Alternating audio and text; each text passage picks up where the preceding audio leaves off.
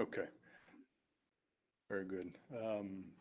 Welcome to Location Powers Data Science. Thanks to Ed Parsons for his introduction from Google and hosting us here, and Nadine, CEO of OGC, for welcoming us. I'm George Percival. I serve as the CTO of OGC.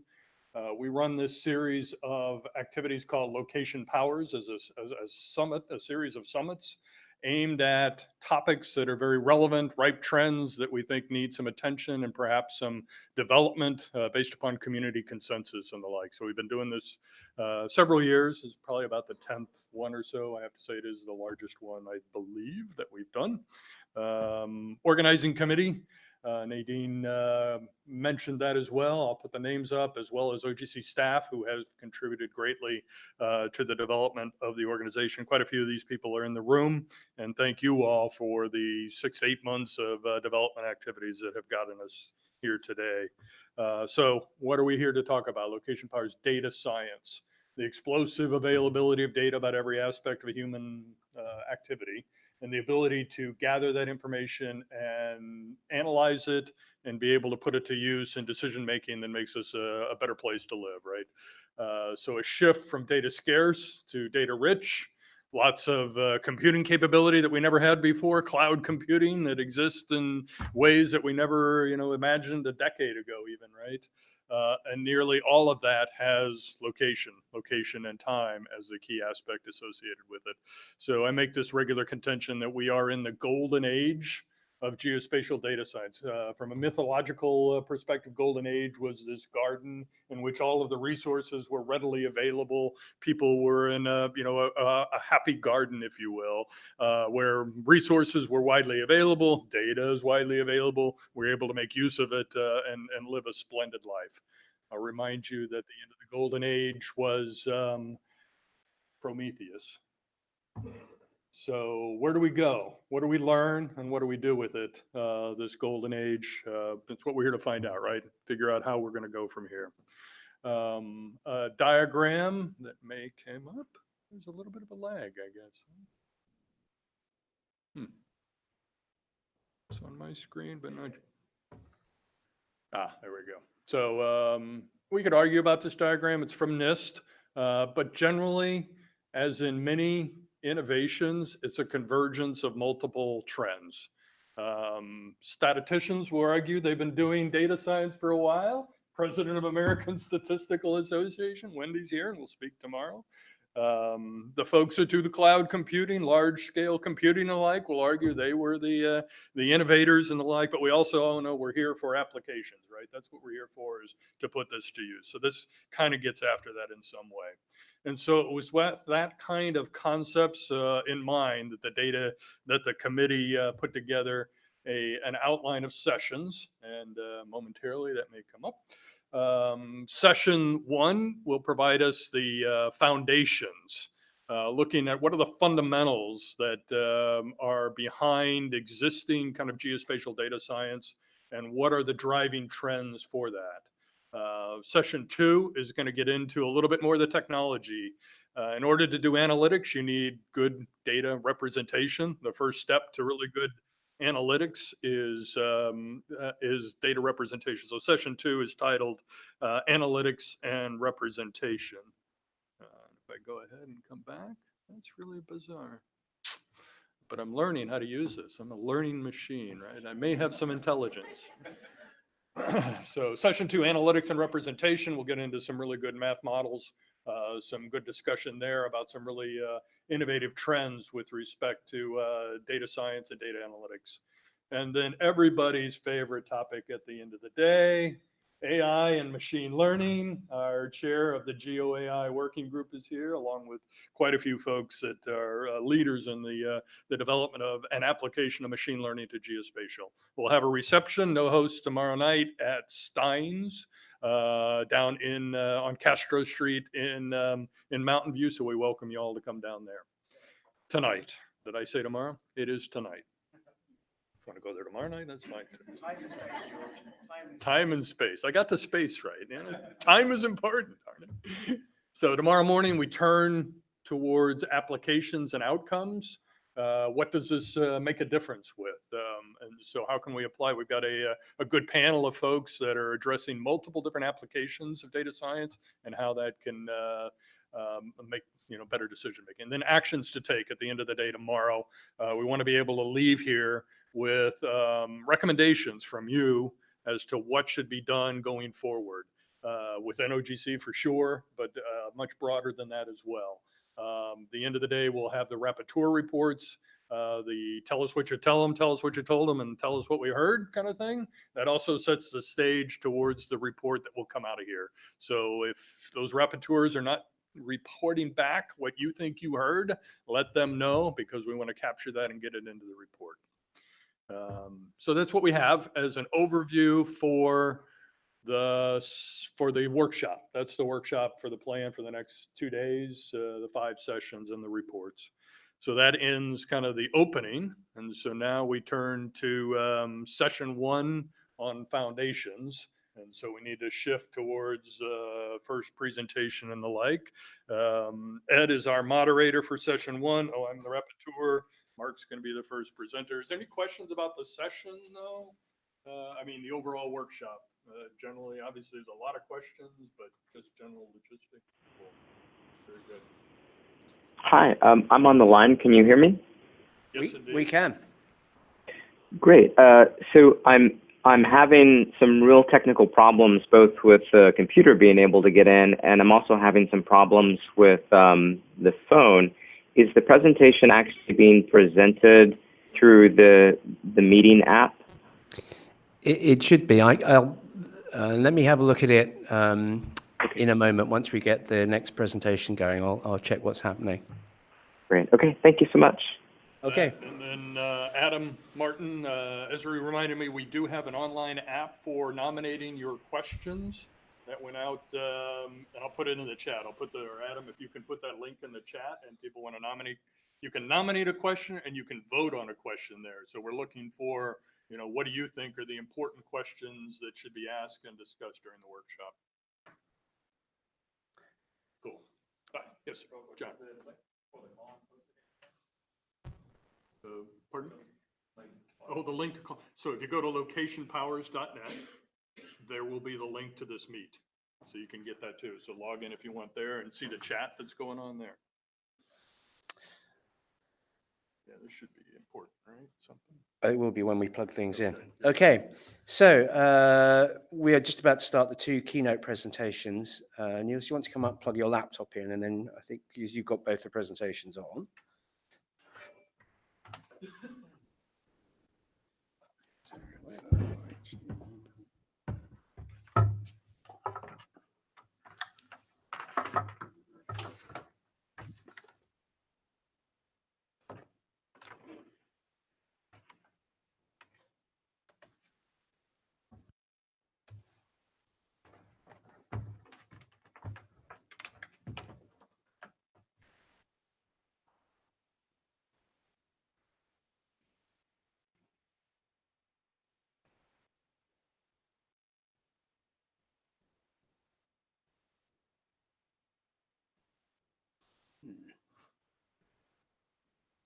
Knows there's another monitor, else it wouldn't do this, right? Shouldn't.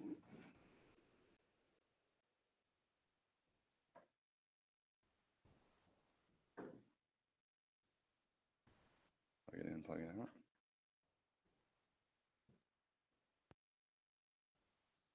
It blanks, that's a good sign.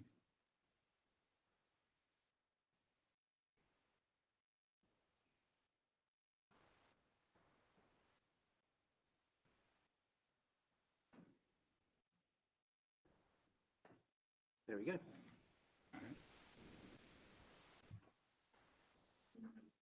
I'm not Mark. Okay. I've got all of that sorted out. It's pretty obvious. Mark Armstrong from the University of Iowa, I think, is going to give us just what we need, which is the foundation presentation here. So we all, I guess, on the same starting point from the perspective, which I guess, simplistically, it's all about the data. Mark. Thank you. I'm very happy to be here this morning. I think George mentioned something about some Greek person.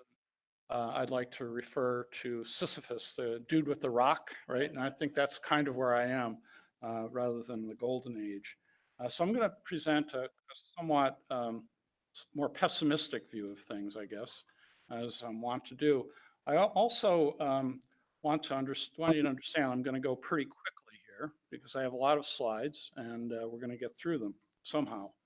And I was expecting 45 minutes and I know that I'm behind 15, so we have to go even faster.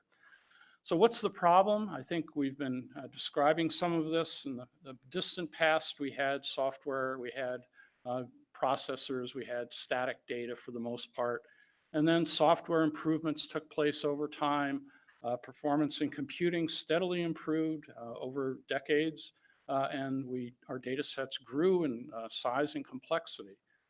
But now what's going on is we've got a real problem because the data is outrunning our capabilities. Our software has moved forward, but one of the main factors, in addition to the onslaught of data, is that Moore's law has been repealed. And so we're seeing a lack of capability in terms of keeping up with computing performance. So that's the motivation here, is to try to reconcile these things. So what I'm going to do is describe some trends in big data, and particularly on fast data, which is data in motion, illustrate some computational complexity of geospatial analytics. This is even more important because of the repeal of Moore's law. Not that it actually is a law, but it's certainly talked about a lot. And then suggest some strategies that we might pursue to overcome these problems.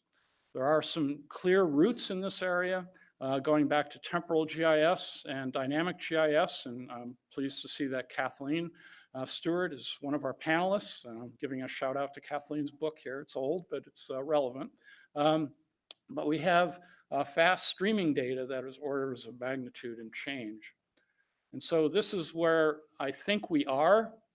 We have fast data streams, we have computational complexity, we have the end of Moore's law, and now we are going to spend weeks processing things.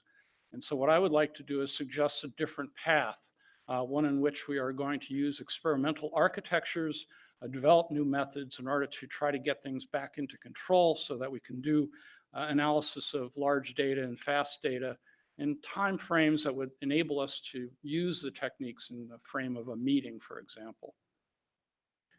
I think we referred earlier to the National Institute of Standards and Technology. They have defined big data, and they also have defined the V's of big data.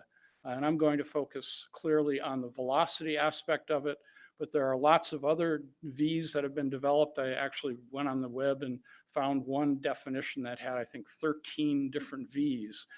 Someone went to the thesaurus and did a very good job of making up V's. So every V word is big data. The big data is also having an effect on research. And so we have the very famous book that came out of Microsoft that is describing the fourth paradigm of research, which is data-intensive discovery. And I also want you to understand that what I'll be talking about is Internet of Things, because that's a big enabler, but there's a lot of hype here surrounding the Internet of Things. Depending on where you look, you can find estimates that are perfectly mind-boggling in their, I don't know, exaggeration, I want to say. Just the things that I've highlighted here. The Bain & Company says revenue is set to exceed 450 billion by 2020. And then Gartner, which is famous for hype, is only saying 20 billion. So there's a big discrepancy here, disparity. But Gartner is self-aware, and they talk about the hype cycle, and that's what's the top of that illustration. And a lot of the technologies, it's very small, relating to the Internet of Things and big data are in that graph. So when we start talking about the Internet of Things, and particularly the geospatial portion of the Internet of Things, satellites play a key role. We have terrestrial devices, of course, fixed and mobile, We have aerial UAV kinds of devices that are flying around all over the place, preventing forest fires from being put out and so on and so forth. But satellites have really changed the game in a certain sense because they are enabling technology and they're gathering data. So they have two roles to play here that are very important. I'll talk just for a few minutes about the satellites. I read Space News, which is kind of a strange publication dealing with satellites and the like. And if you look at, there's a lot of hype there too, but if you look at the constellations that are being planned by a lot of different companies, including Amazon and the SpaceX version, SpaceX is going to put up, they're planning to put up, according to the sources that I read, 12,000 satellites. So the sum of those is 16,000 new satellites that are going to be put up in the next few years. That is mind-boggling. And so what is proposed is that there's going to be some failures, and these will be both economic and kinetic. And if you've looked at the satellite literature, you know about the Kessler syndrome, and that's the debris cascades. And when one satellite runs into another, it generates 100,000 particles, fragments, and that hits other satellites, and that hits other satellites, and pretty soon you have a bunch of junk circulating the Earth. And that's sort of the nightmare syndrome, the Kessler syndrome. And so that is a problem. There's already been one major catastrophic collision with, let's see, I'm trying to remember if it's Iridium, and I think it was either a Russian or Soviet, depending on when it was put up, satellite. And that, sorry, two? Oh, yeah, okay. But there have been some big ones, and they've generated a lot of space junk. Imagery is the other aspect here. Again, there are plans to put up a bunch of satellites. And one of the major things that it's truly remarkable, when I first started looking at remote sensing was back in ERTS. That's ERTS was before Landsat. They turned ERTS into Landsat. They didn't actually, they just changed the name. But the revisit was around 18 days. We thought that was fantastic. You could get imagery every 18 days. Now you can see that Black Sky is proposing 40 to 70 times each day. So this is just truly amazing in terms of what's going on here. In addition to the static imagery, there's a lot of streaming video that's going to be provided as well. So there are really, really important things that are underway. And in terms of what is underway, there's a lot of consolidation that's taking place in this space as well. You have to have a sort of a running scorecard here, but things are being acquired and merged and so on and so forth. So well, there's a lot of activity here in space. Now we'll go back to Earth. So I talked earlier about the Internet of Things and some new data ecosystems that are being created. And I suggested a few minutes ago that some of the sensors are fixed. There's talk about smart refrigerators. Refrigerators are mostly fixed. Electric meters are certainly in play here in terms of trying to monitor power usage at businesses and homes. Other devices are mobile and they have radios, and that's where the satellites come in, as well as Wi-Fi and other communication technology. And so what we're finding is that there are new data ecosystems that are being created, and OGC is certainly contributing to the support of that. If we think about data, again, when I was coming up as a graduate student and maybe junior assistant professor, I was over on the right side of this graph. That was data at rest. And you can think about census data as being an early precursor of big data. Census data used to be stored on 9-track tapes, and it was just big, slow data. And you'd have to wait an hour to get a tape mounted and so on and so forth, using IBM JCL and all kinds of scary stuff. Now we have fast data where the value of an individual data item is very high when it's captured, and it degrades over time. And then usually these things are aggregated, and that's where the aggregation comes in, and data at rest comes into play. So we're getting these streaming data where we have high value with fast data. But this poses a problem to analytics in terms of standard kinds of GIS analytics. When we have fast data, we don't know what the sample size is. It's effectively unlimited. We have non-stationarity, that is changes in the moments of distributions that are at odds with what we would like to expect. And we also have algorithmic space and time complexity. And so we have in the bottom here an arrow going from left to right that is illustrating the computational complexity of different kinds of analyses. I implemented a streaming data application last year that was published in Cages. It was published in January, I believe, volume 1 of this year, in which we were just testing for exceedance. So if a value in a data stream is exceeding a minimum threshold, that's easy, right? It's just greater than or equal to.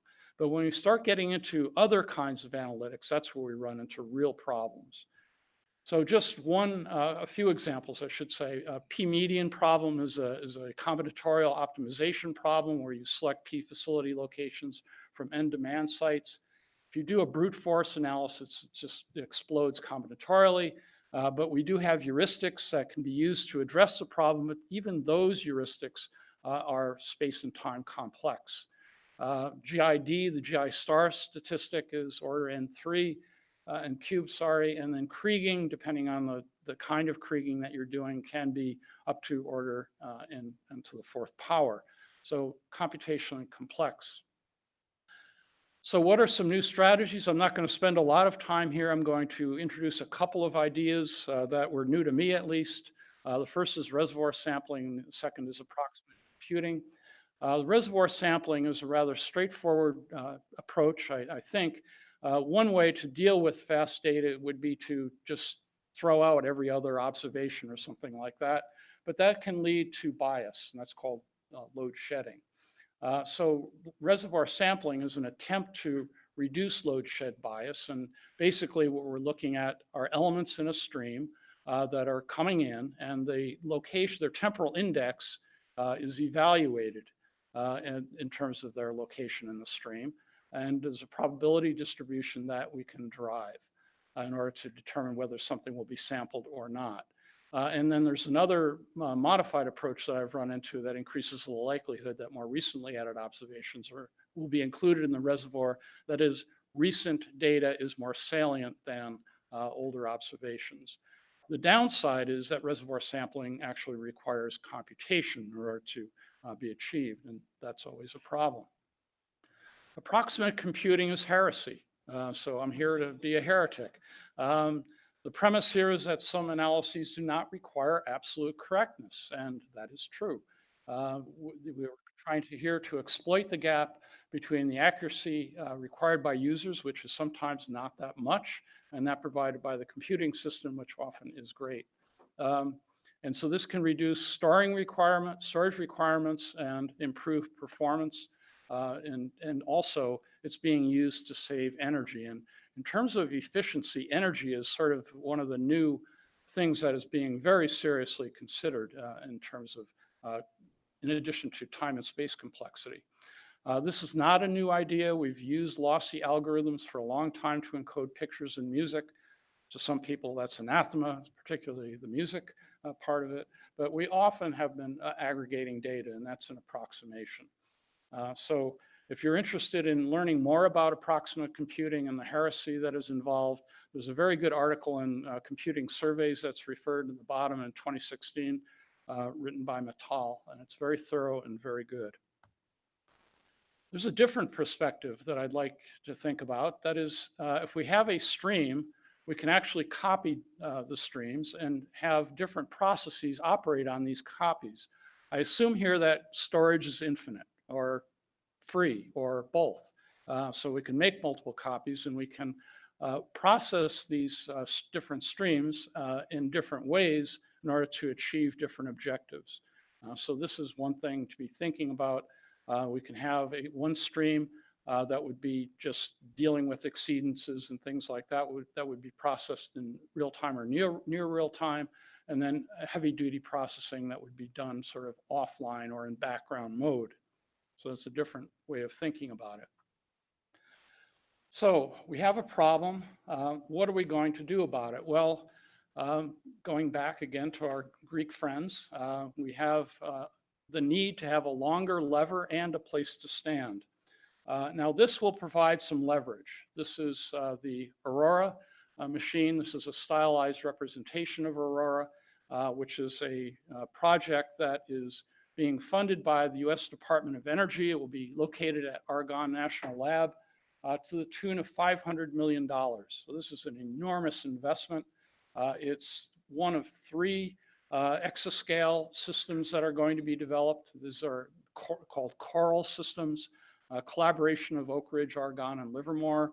The idea of exaflop or exascale computing is a very, very large number, as you can see. I think I copied my zeros correctly. I sort of get zero fatigue after a while, but these things are crazy fast, right? So I can't wrap my brain around that. And it's not just the USA. This is an international competition for supremacy. China actually has 3 parallel, there's a pun there, parallel programs that are underway, and they're going to pick probably the best, but they're certainly throwing a lot of money at this. And then Japan and Europe, the European consortium are also in this game. This is the cover from, as you can see, Computing and Science and Engineering from earlier this year. But there's a real problem here with these systems that are being developed. There's a bazillion cores, and they've got all kinds of things. But having software that will actually exploit this parallelism is a difficult challenge. And then there's actually talk. It's talk now, but it seems to be inevitable that zeta scale, it's 10 to the 21st, computing is in the offing. So there's crazy, crazy stuff, but it's very, very interesting to watch, and it's going to happen. Now, there are problems. So we have large, expensive systems with limited access. So at the bottom here, there's a letter. I get the National Science Foundation news feed every morning in my inbox. And this is an announcement that you can apply for time on the Frontera machine at the University of Texas. I believe that's where it is. But you have to have a long time frame here in order to get buy time on these machines. And so that precludes any ad hoc kinds of research and in use in ways that are unanticipated in the future. So we've got a plan to use these machines. The energy requirements are enormous. They're enough to run a small city, just one of these large machines. And what we're finding is that although they're throwing more and more nodes at the problem, each node is affected by Moore's law, which I'll talk about in a few minutes. I mentioned earlier, but in more detail in a second. And then I mentioned also the practical scalability of these things. So there's a real tension underway. There is the what I call big iron that goes back to the IBM 360 that I showed on the last slide, that is centralized computing resources, and then what is known as horizontal scaling, which is distributed, and there are also experimental architectures and something called heterogeneous computing that I'll talk about in a minute. So that's a hint at things to come. So cyber infrastructure and cyber GIS are very important. NSF is supporting this. They're all in. They have an Office of Advanced Cyber Infrastructure.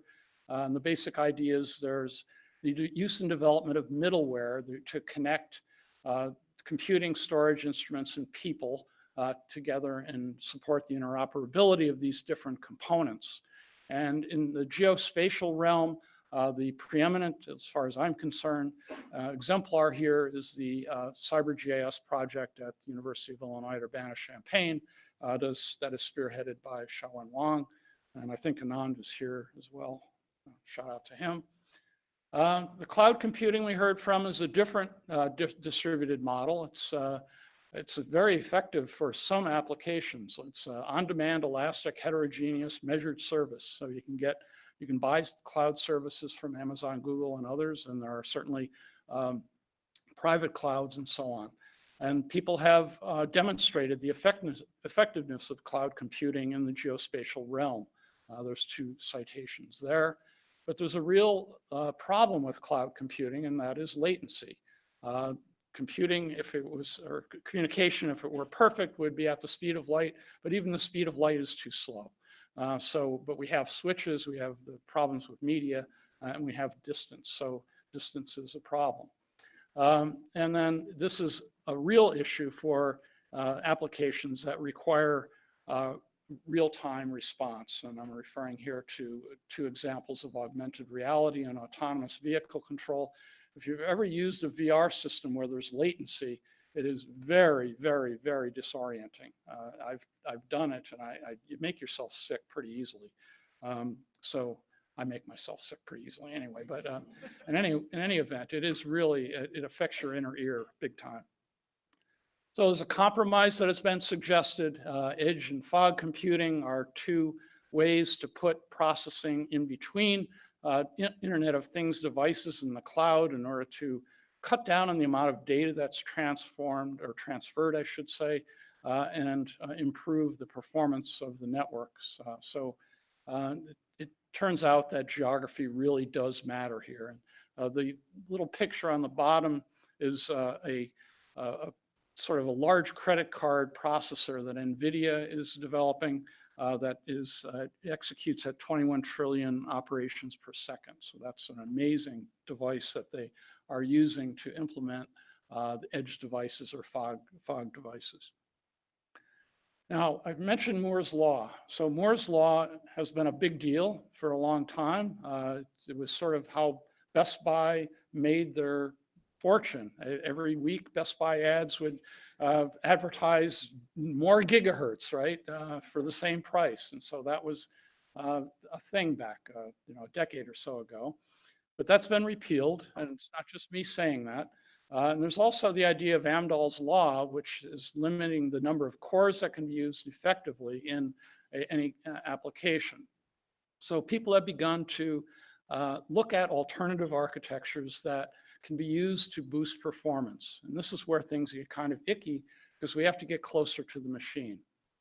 So what is Moore's Law? Well, transistor density doubled approximately every 2 years. In accordance with Dennard scaling, as this density increased, power consumption per unit area remained near constant, which enabled clock speeds to increase steadily over time until around 2007, when it began to fail. And then the solution was, well, we need more cores, so more cores happened. But problems with more cores are that we had speculative exploitation that didn't work out. There was wasted processing and excessive power consumption, which has led to dark silicon, where there is selective power reduction that is enabled to shut down some of the cores. So this is becoming a real problem. The gigahertz has slowed, and the number of cores that are on each chip are sort of limited. And this is a famous diagram from Hennessy and Patterson. This is actually out of their article, not from their book, but these are the two, I don't know what to call them. They're the gods of computer architecture. They're both in the Silicon Valley. And you can see how the curve is flattening as we move past 2015. And so this is not me making this up. This is a real thing. Now, Hennessy and Patterson also were awarded the Turing Lecture Award. It's kind of redundant, but they gave the Turing Lecture. And they have a few suggestions that I think are worth paying attention to because they're really smart people. So one is to rewrite programs for efficiency. We can probably do some of that, but the other is to wring performance out of existing and experimental technologies. So rewriting software, they cite an example where there's a matrix multiply code where it was written in Python and they rewrote it in C to improve cache hits and exploit multiple cores, and they got a good performance increase. Being as old as I am, I said, wait a minute, I've seen this before. So I went back and looked at an article that Bruce McDougall wrote in 1984, where he cited some interpolation software that was written in interpreted BASIC that took 747 minutes to execute. This was a really small program or example. It was something like 80 by 60 or something, computing with like 15 nodes or something, data points. but he recompiled it in C and it got down to 5.9 minutes. This was running on a Z80, a Zlog Z80 processor. So these are scary things to think about. So programming intervention can result in performance improvements, but production code is really normally pretty optimized. So I don't know where we're going to get it in terms of our software systems. In terms of our research systems, we can probably all do better jobs at wringing out some performance. But they also point to domain-specific languages, and this is where I think we can make some hay. And there could be geospatial domain-specific languages. We have kind of languages, map algebra and things like that, and map calculus, I think that has been proposed, but certainly we can do better, I think, in this area. In terms of domain-specific computing, they point to some historical improvements that we were using. So if you think back to the 8086, 8088 days, there were math coprocessors for those chips, and there were GPUs back then. Again, I'm old enough to recall that the graphics processors, the original graphics processors were graphics boxes, and then they got reduced down to cards, and now I understand that they're back to boxes again. But you know, things go around in circles, I guess. But the key here is to map an application or a problem class to a particular architecture. And the example here is that Hennessy and Patterson site is the tensor processing unit that is used for Google for their neural net applications. That's optimized to outperform GPUs and CPUs. What do? They strip it down, they remove things that aren't needed.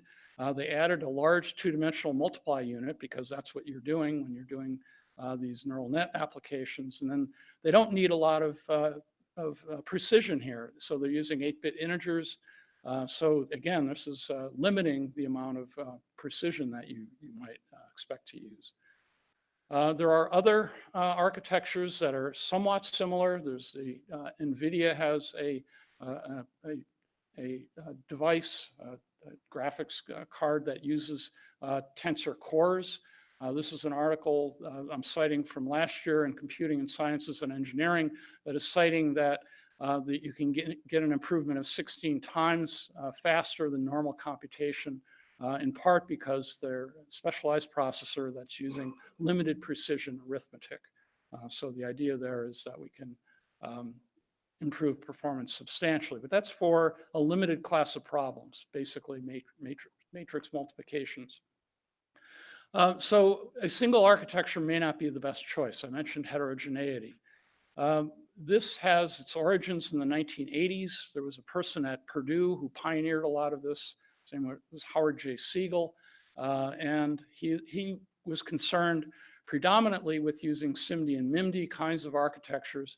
This has come to the fore again. There's a brand new book that's published by the Association for Computing Machinery, written by Zaran, that I've just recently obtained. I haven't really had a time to digest it in any detail, but he goes into a particular kind of hardware called a field programmable gate array, which is really a soft computer thing where you program in hardware, sort of a low-level hardware after the manufacturer. And these devices consume less power than CPUs or GPUs. And there's an example here is the Intel Stratix 10DX, as opposed to the Intel Stratix 10, which is an old product. This is an example diagram describing a heterogeneous system, also provided by the same author in an article that was written in ACMQ, describing how different architectures can be used. And you can see multi-core GPU and so on with FPGA. There's a unified memory and storage, and there's high-speed interconnect. So is there a heterogeneous example? Well, yes, I think so. Some parts of geospatial problems are well suited to SIMD and others are suited to MIMD, and we can develop spatial middleware that would align the characteristics of geospatial algorithms to particular types of hardware environments. And I will assert that I've done this before. In 1994, I wrote an article with Paul Densham which we sketched out steps to implement, but did not implement. I want to be very clear here. This was a think paper, not an implementation paper, to deal with the heterogeneous vertex substitution p-median model. And I looked at that paper and I said, wow, there's some interesting things here. I think I'll update it. And so I matched the different kinds of analyses that are required in order to do one implementation of the p-median, and that requires the computation of a lot of shortest paths through the network. Then we create the strings. We do what's called a Hillsman edit, which truncates the strings, and then the actual Tietze-Bart algorithm that is used is the vertex substitution step, and then we would visualize the result. And so we could have GPUs and MIMD architectures involved in this kind of application. So I think there's scope here for other kinds of processing to take place that would use multiple kinds of architectures. Is this completely crazy? I submit no. There is something called the HSA Foundation. This is the Heterogeneous Systems Architecture. I believe that's what HSA stands for. It's founded by some pretty major hardware vendors, AMD, the ARM, Samsung, TI, and others. And then they've developed something called lib or lib HSA, which is compliant with their parallel data model. And the goal here is to make it easier to code heterogeneous programs. And they're using high-level like Python and abstract the low-level details to simplify the user view, so you don't have to get into all the icky details.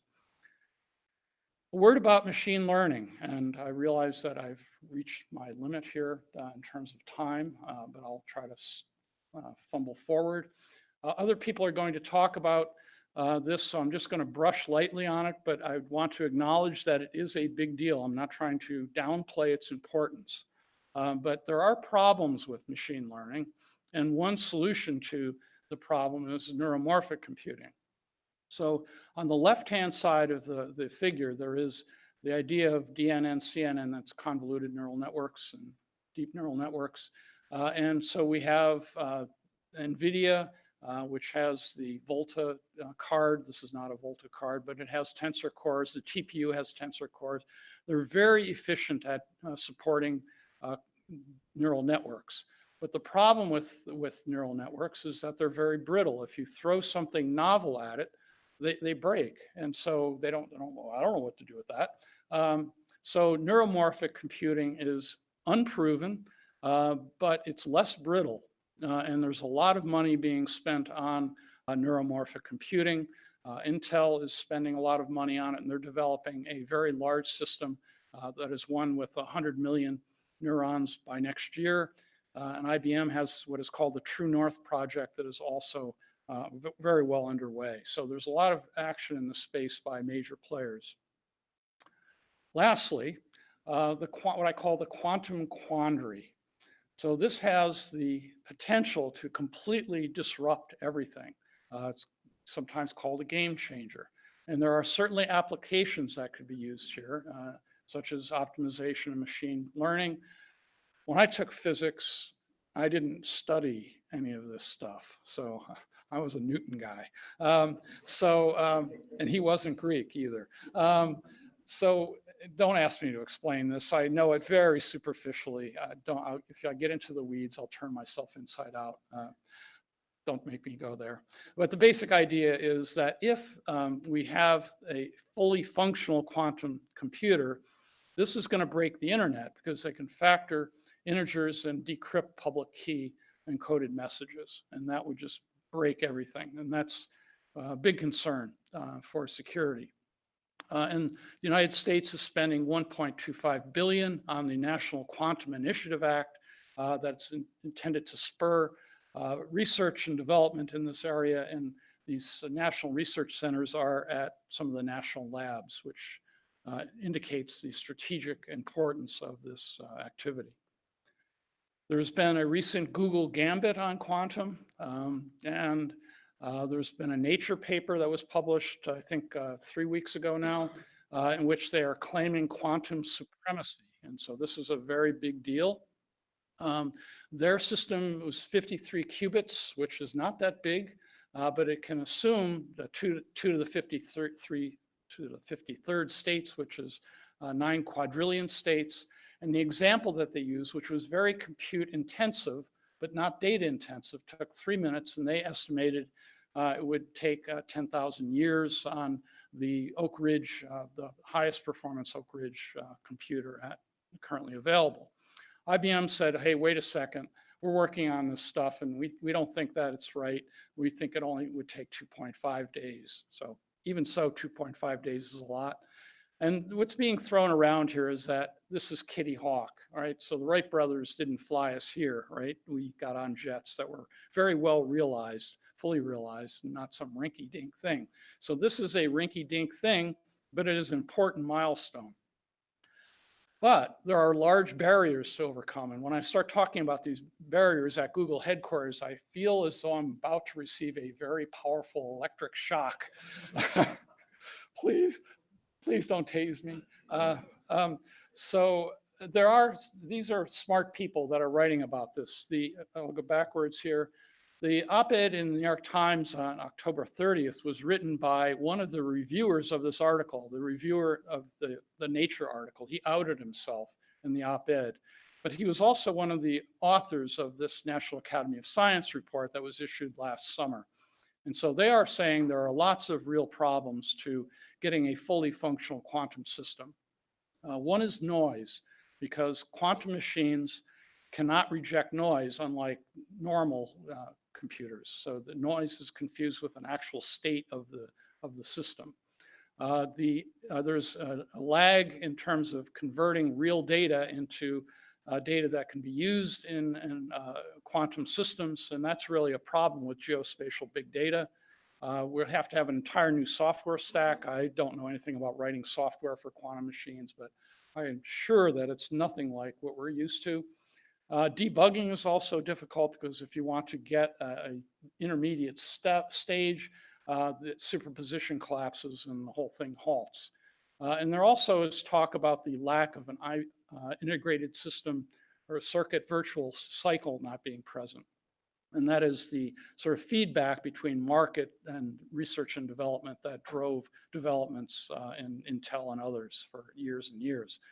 The Quantum Initiative Act is intended to jumpstart this, but IBM and Google, they don't need this money, right? So they're just moving forward on their own without the need for government money. So I've reached the end of my rope, so to speak. So here are some concluding thoughts. Big data is being created in ways that I certainly never expected to see. Methods are computationally complex, and they're not really able to be applied to these new data sources. We need to develop fast data analytics. We currently don't have good methods in this space. Moore's law is no longer a thing, and that's a problem. The exascale systems are coming, but they have issues that I outlined. Now, in terms of moving forward, there are new programming models that match heterogeneous architectures to model parts, and that's really the idea of decomposing software into chunks that can be processed and using different architectures. But we need a lot of work to make this happen. Quantum computing is a known unknown at the present, but the National Academy is saying maybe not so much in the near future, but certainly it's being accepted as a future thing, and that the Google claim is but a harbinger. And so there are, I think, lots of opportunities available to us in the future. I want to assure you that no children were harmed during the preparation of this material. And that's the end. Thank you very much.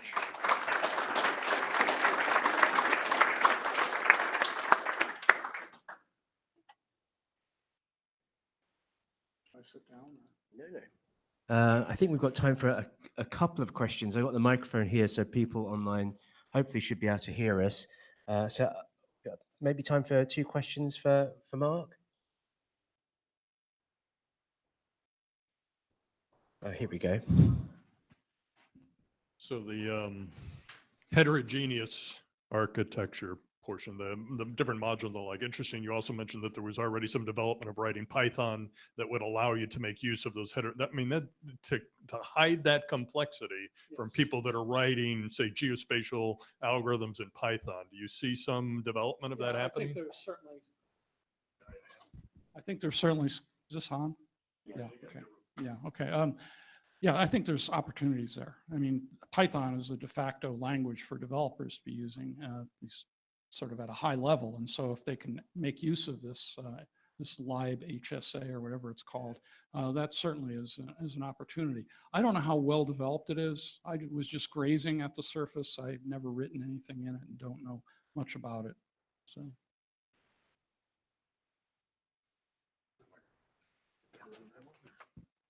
Thank you. Jeremy Morley from Ordnance Survey. I think an interesting kind of pair of things that could be put together in the things you've talked about here is in the space of heterogeneity is both the heterogeneity of the computing, but also where it's happening as well. You know, that kind of edge fog core kind of computing, and where do you put different types of processing as well as the compute itself, I think would be interesting for us to model, because a lot of our real world applications will be distributed in that way, and that you want some of it concentrated as well into data centers. I agree. The problem, of course, is latency when you're dealing with a network. And so, you know, that has to be adjusted and has to be, you have to be well aware of what's going on with it. But yes, point made. Thanks. Thanks for the presentation. It was really very enlightening. You mentioned a number of challenges with quantum computing.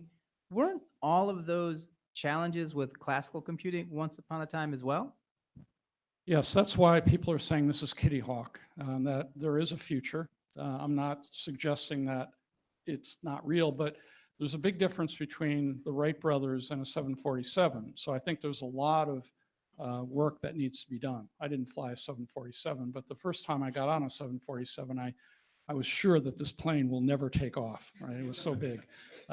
So yeah, there's a lot of room for improvement. That's why I ended with there's opportunities here. And I think there are really interesting opportunities as well. Hi, I'm Arthi Garg from Cray. So first, I'm actually happy to talk to anyone about some of the heterogeneous computing and coding paradigms.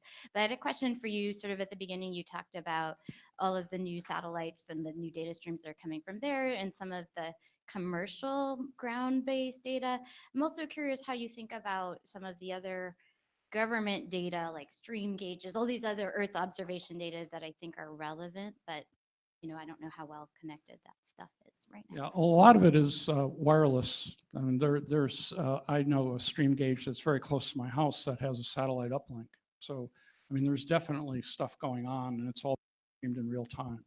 So I think everything in the future, everything will have a sensor and a radio, right? And they'll be locatable. I mean, there's no question about it. That's where it's headed.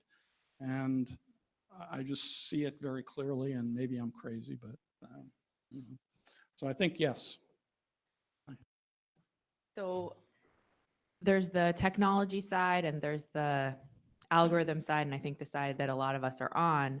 Then there's also the side of kind of the analysts at, you know, every city and every county and every state, and how, I guess, what are the challenges that are going to manifest for them, and how do we, because ultimately we can build this stuff, but how is it going to end up in the hands of someone who isn't a quantum physicist? How do we make sure that people can use this stuff that we've built? And Yeah. So what I'm talking about is really where the research is going, yes, totally. not where the user community will be. Yeah. I think that certainly there is very great scope for commercial vendors to come in and implement a lot of this stuff, and it would just become then routine to them. They wouldn't have to worry about it. They just do their work. So the user interface might not even change to them. This stuff could be going on underneath the hood. Maybe, maybe not. I don't know. My crystal ball is a little cloudy on that one. Yeah, Todd Simon with Geospatial Alpha. We're an investor and a mentor program. I have a question about satellite-based edge computing, and I guess the summation of my question is going to be: is it a fool's errand to pursue, given that your chart about fast data, slow data, or what I'm calling slow data? It's really about fast data. Everything that's captured from Earth observation, remote sensing, altitude, has a latency that can't be overcome. is efforts put into now and in the future for edge computing a fool's errand?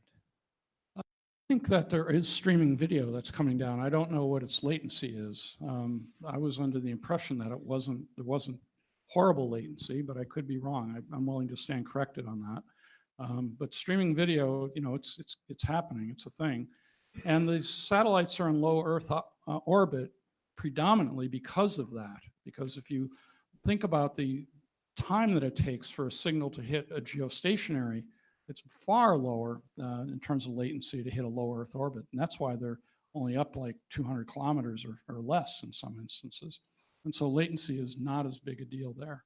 I think it's something on the order of 40 microseconds versus making this up 600 microseconds, which, I don't know, it's relative, but I think it's much lower latency in the low Earth orbit. And then of course there are these tethered and hovering things, and then there's UAVs that are streaming. So I think sensing imagery is certainly an important component of all of this. That might be a good transition. I think it would be. Great. Mark, thank you so much for that. I think it was an excellent start to the day.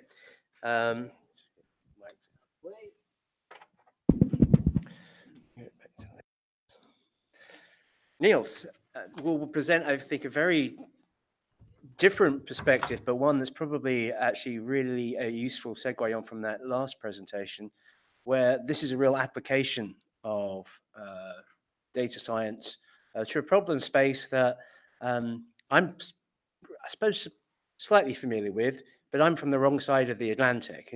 We don't really do basketball. I'm more of a rugby guy, but I'm sure the same technology can be used. Niels. Hello. I was thinking about what to say, whether it's going to be technology, platform, otherwise, and I figured, what I do, which kind of makes sense to me, is go through the arc of where I've come from. I'm a mathematician by background. Worked for the Air Force on supercomputing for targeting, which had to do with location. Kind of when I was invited, I was thinking, what exactly have I done that has to do with location? And I kind of went back through and I realized like everything. And so it was a little bit of an epiphany for me to go back. And so I wanted to do a little bit of that journey for about 5 minutes and talk about that, and then look forward in terms of what am I doing now. But in a nutshell, I'm on my 8th startup company that is surrounding mathematics, analytics, video, and otherwise. And all of them are trying to deal with these issues in different ways. And the newest company is Orion Systems, which is the culmination of a lot of the things that you'll see here. And we'll talk a little bit about that. So agenda, essentially what I just talked about.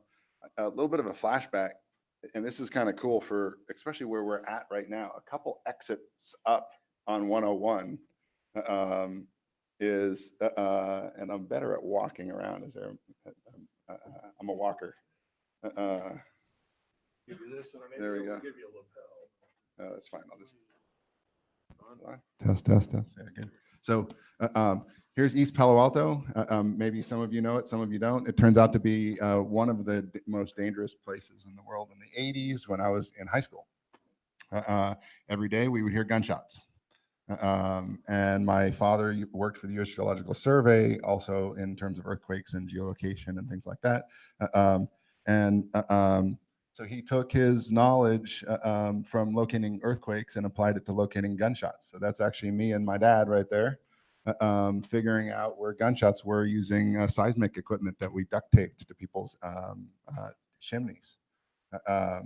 And essentially we designed something that would actually locate all these gunshots. And we became, for about 3 years, we became Grand Central for the Palo Alto Police. We had a police station and our radios and everything in my bedroom, and we'd call it all nights, all hours of the day.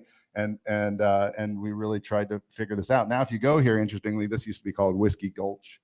And it was incredible. It's like literally there was like 4 inches thick on the drive-throughs for gunshots. for protecting people. Now it's like a Four Seasons and a IKEA, and so times have changed. But this is kind of where I started in thinking about these things. And interestingly, there's now a company, our neighbor, quit his job and said, "What a great idea," and started a company called ShotSpotter off a lot of this. So they're trying to continue that work. So then we kind of move into the 90s, and I was working on analog to digital video. So this is me at CNN saying, analog isn't good enough in satellite. How do we get a digital, system out of this? Again, using my mathematics. And how does that have to do with location? Interestingly, I was thinking about that. One of the things that was the most important is, although we got video online, we had to figure out where people were coming from. And so there's a huge effort in the 90s to map every IP address, back to the geolocation, and figure out and then we could take that geolocation, say if they're in East Palo Alto, then their demographics are X, Y, and Z, and then you can figure out what your audience is, and by your audience you can tweak what you're broadcasting. And now that's a huge endeavor, obviously. Now video wasn't good enough back then, so I left and I went to Stanford University, used my mathematics, joined a company called vExtreme. We wrote what is now demonstrably a decent portion of what's H.264. We ended up at Microsoft as founding members of the Windows Media Group. So I ended up spending a good portion of the early 2000s trying to scale things like the Olympics, the various broadcast groups. We converted most of the satellite components. And so I was dealing a lot with locations in that, but it was all about, it was moving video and then figuring out where the video went was that part of this kind of journey. And it was really hard. It was a really difficult thing, but it was fun. But then kind of looking ahead, I was getting all these calls, being a video expert, saying, "Hey, I know you're moving video around really well, but what's in the video matters to us." And so kind of in the 2008 to 10 time frame, a little bit before, it didn't occur to me. I was literally getting calls saying, "I have all this video and I need to know what's in it." And so kind of looking ahead, and I'll talk a little bit about that in a second. Looking ahead, I think the previous intro was perfect, right? I mean, we're in a sensor overload. I think there are now stadiums that have somewhere near 400 to 500 cameras that are actually circling the entire stadium. Every athlete might have an RFID on them. It's pretty crazy. And I'll go a little bit forward and back, I guess, here. So one of the solutions offered, I think that was just discussed, was ML. So ML is a great way to say, look, we've got all this data. There's certainly enough information in this data that if we can create machine learning algorithms to parse through that data, it kind of gives us superpowers. The problem is it's very brittle. And those superpowers, when they break down really fantastically. They don't just break down a little bit. And when you're talking about data science in terms of guesswork or actionable data, there's a huge difference. So in Google's kind of search, they're guessing. You type in, "I want a red car," it gives you some red cars. In the government, you type in red car, you want all red cars. In sports, you type in how many times there was a shot, based on this certain defense, you want all the shots. You don't want some, you don't want maybe.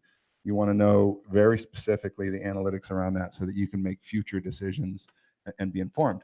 So there's a lot of challenges with this. Not only are those all the challenges, but on top of that, the languages we have, the architectures we have, are generating this huge barrier, which is, it's pretty bleak. I think it's actually worse than this in the video world. They're saying 10% of funded machine learning projects right now never, see the day of light. That means 90% of all the research, all the information that's going into this never even makes it into production because there's no production networks that can really handle it at scale. So we have a lot of challenges ahead of us. Another challenge, this is a military one, but interestingly, this is the same infrastructure of almost any corporate, 50,000. So it's complex. It's not only in the cloud. It's not only on the edge. It's not only in the middle. We talk about, last 5 years we've been talking about cloud, and all of a sudden we're talking about edge, and we're kind of vibrating between these two. Well, it's a continuum between all of this. And interestingly, I've been visiting Disney, for example, and this is a Disney park, and the edge actually is Splash Mountain. And interestingly, it was amazing in the tour. underneath the Avatar ride is a data center.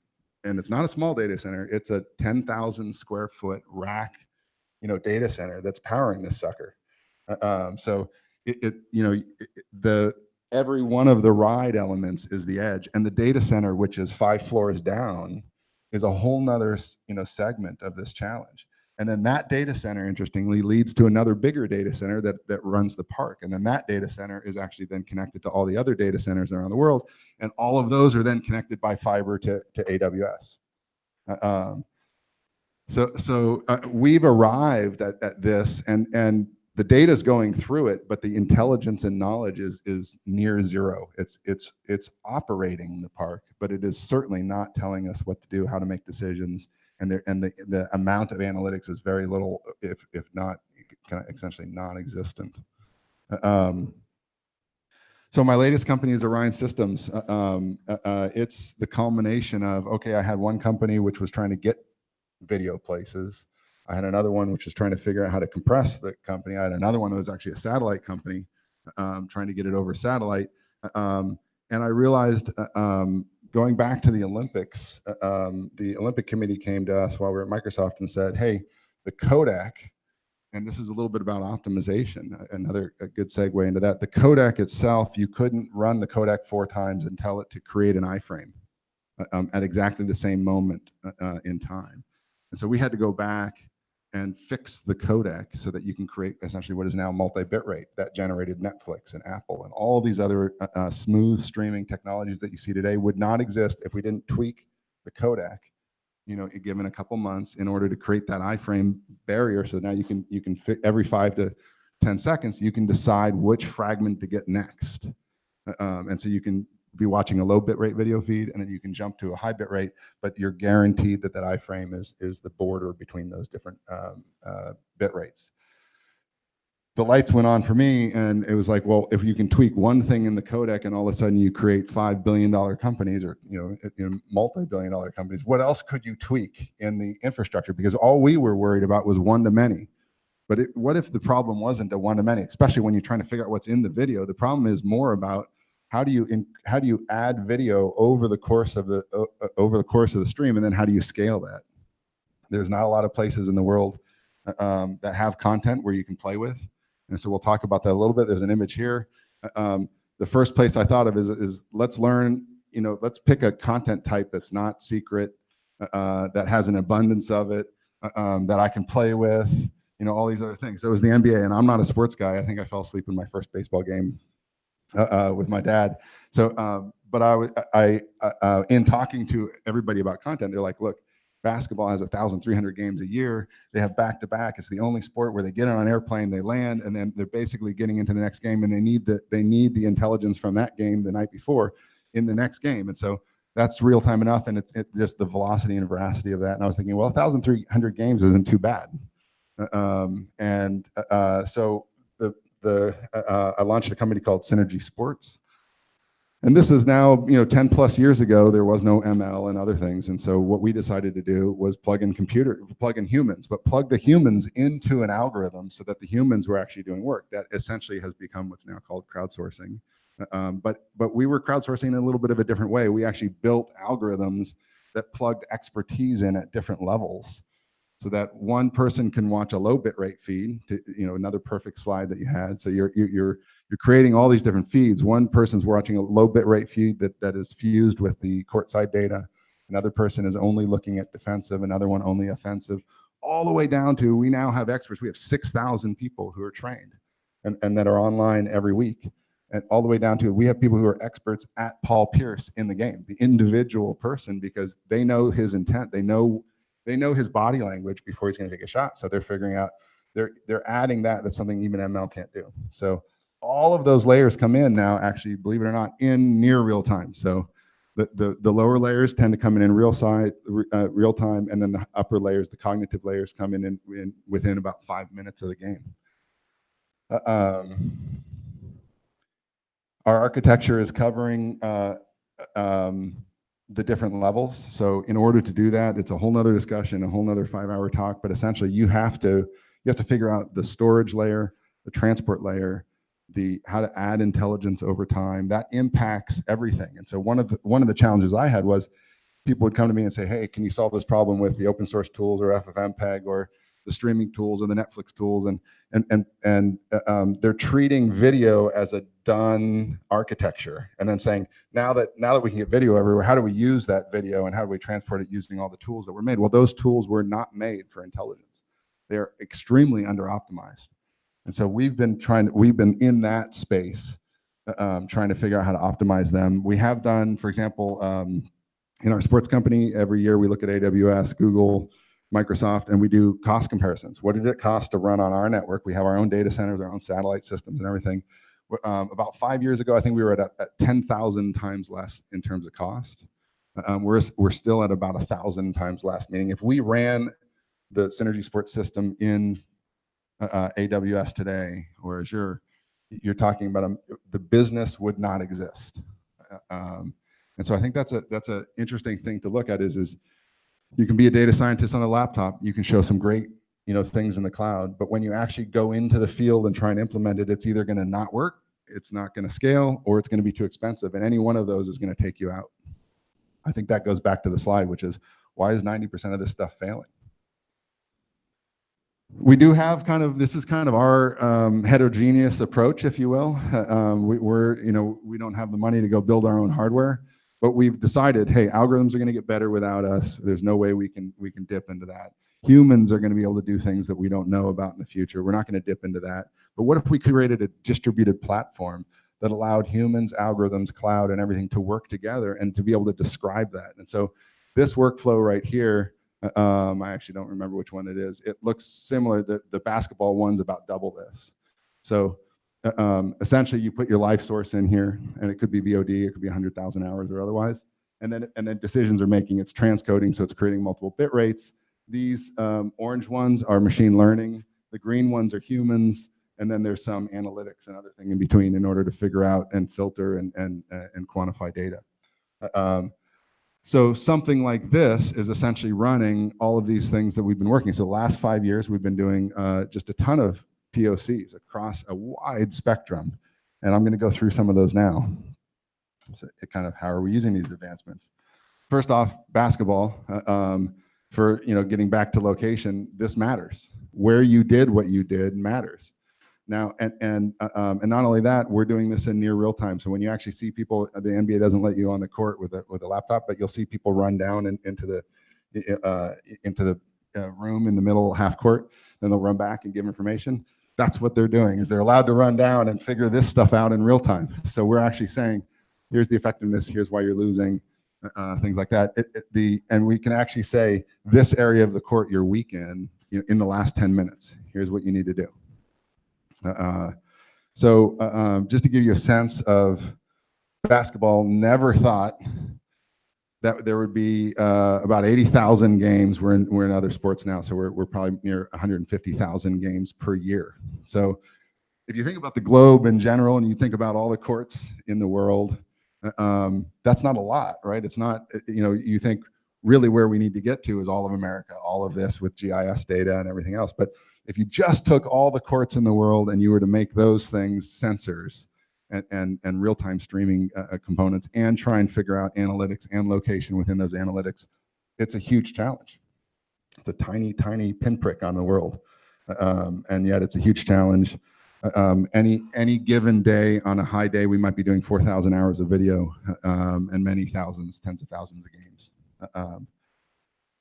Interesting other ways that we've seen location coming into this is hedge funds. They've come to us and said, look, if we look at the Walmart parking lots, some of these are actually public data feeds. If we look at the Walmart parking lots right before Black Friday, before Christmas, things like that, or maybe even 3 months before, we can start predicting how people are going to spend money at certain times. And so they're going to hedge and use that within their algorithms to figure out how they're going to place bets on the future. In this case, it's not only where the cars are located in terms of the globe, but literally where they are in the parking lot. You can actually make some other analytics that are quite interesting. Disney, we're working heavily with, both on security and traffic flow. So again, location matters a lot, especially if you throw an alarm of suspicious activity. You want to know where the person is, not just that they exist. And there's a lot around traffic flow, obviously, which gates are open and closed. These are things that are otherwise kind of hard to figure out. And when you start doing bulk and aggregate, it's interesting. We are working with the government, NGA we've worked with before. I know there's someone from the NGA here. I saw the acronym. And we've included in our system what the government has a standard of MISB standards around location information within the KLV metadata set, which is coming in real time. So now you get video and all of the geo-referenced information all at the same time in that video. And then there's some other challenges with that, which is like if you have an object in the video, how do you determine where that object is? We'll see kind of a fun use of that here soon. This is their workflow. It's crazy, but it's pretty cool. This is real-time video from UAVs and you know, over 100 of them, you know, figuring out, you know, everything together. And again, it's not just what, it's where and when, and those analytics are quite interesting. The biggest thing from a location standpoint, I think, time and location is you're starting to gather patterns of life. And so not just that you have a whole bunch of data points, but things that matter in the field. And those patterns, the actual pattern itself is a level of intelligence that we have not been able to do at scale. Another interesting one, again, location. These may not be global locations, but Wilhelmsen, it turns out that Nissan, when Nissan finishes a car, they actually sell it to Wilhelmsen. So you're not buying from Nissan. Wilhelmsen has to move 10,000 cars per day. So it's a logistics nightmare. So they have, you know, I think it's like 30 acres of parking lot. And they're trying to figure out, okay, what cars are leaving tomorrow, get them close to the train, what cars are coming today, get them close to this. You've got, you know, 50 drivers. Their only job 24/7 is driving cars. It turns out this is a really interesting, you know, kind of localized geospatial application, which is how do you tell the one guy to go to the one car that he needs? And how do you know the car is there? By the way, there's a requirement every 8 hours, they have to audit every car in the parking lot. And so that's a huge challenge, one that can be solved. We have a UAV here that's actually zipping along, reading all the VIN numbers. And we have all of the light posts have wide area cameras, and the light posts are figuring out what where the spots are empty and not. And we convert all those to geospatial information, essentially GPS. That goes back into essentially a digital twin of the parking lot. And with the digital twin, they can figure out where to go and what to do. Someone else is writing the logistics on, you know, how to send people to the next 5 cars. What's the least path between the cars that guy's going to move, and things like that. It's actually a very complicated problem. I appreciated it when I went there in a whole new way. National ski team, for example, they also their challenge is they have no fixed assets, so they go and they put 5 coaches, you know, in on the slope. You don't know where the coaches are going to be. The coaches are all down the slope. And what's very important is while they're moving the camera, you need to know what the camera's looking at from a location standpoint so that you can fuse his data with the other data from the other people holding their cameras. And so what you're trying to create is a realistic recreation of the skier going down such that you can literally figure out that gate 3 has a little bit more ice than gate 5, and the timing between gates and trying to automate that is an extremely interesting challenge. Much more recently, this was actually last week, a group of us were at Camp Roberts in California here. We were there with Boeing and Lockheed, and using, again, their streaming platforms. And the exercise, interestingly, although it clearly could be applied to other things, was to fly UAVs at a very high level around 4 to 5 in the morning and figure out heat signatures. Turns out there's a lot of elk at Camp Roberts, so that we'd figure out where are all the herds. Then we would send up you know, smaller DJI-sized drones, and they would actually go find the herds based on the information from the first flight. Then all that information is being streamed back in real time, and we built essentially a system of workflow like what you saw there in order to count the elk.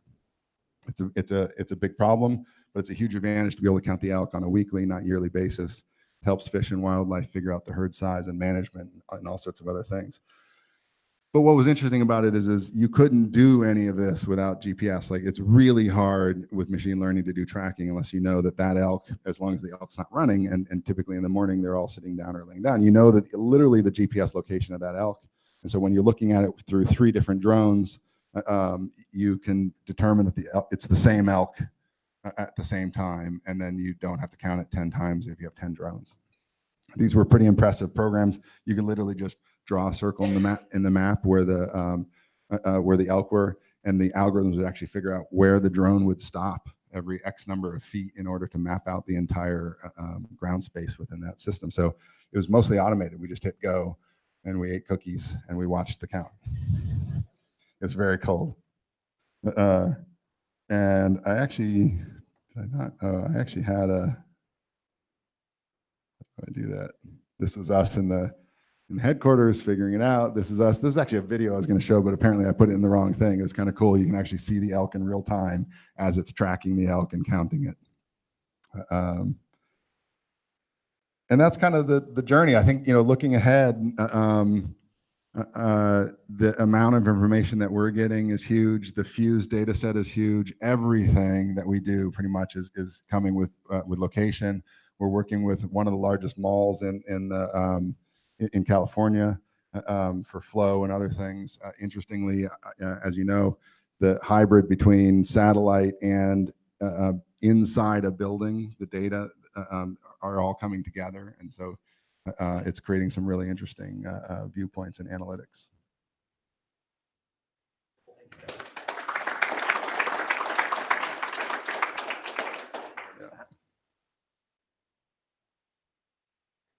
Okay, as before, we have some time for questions. So who wants to go first?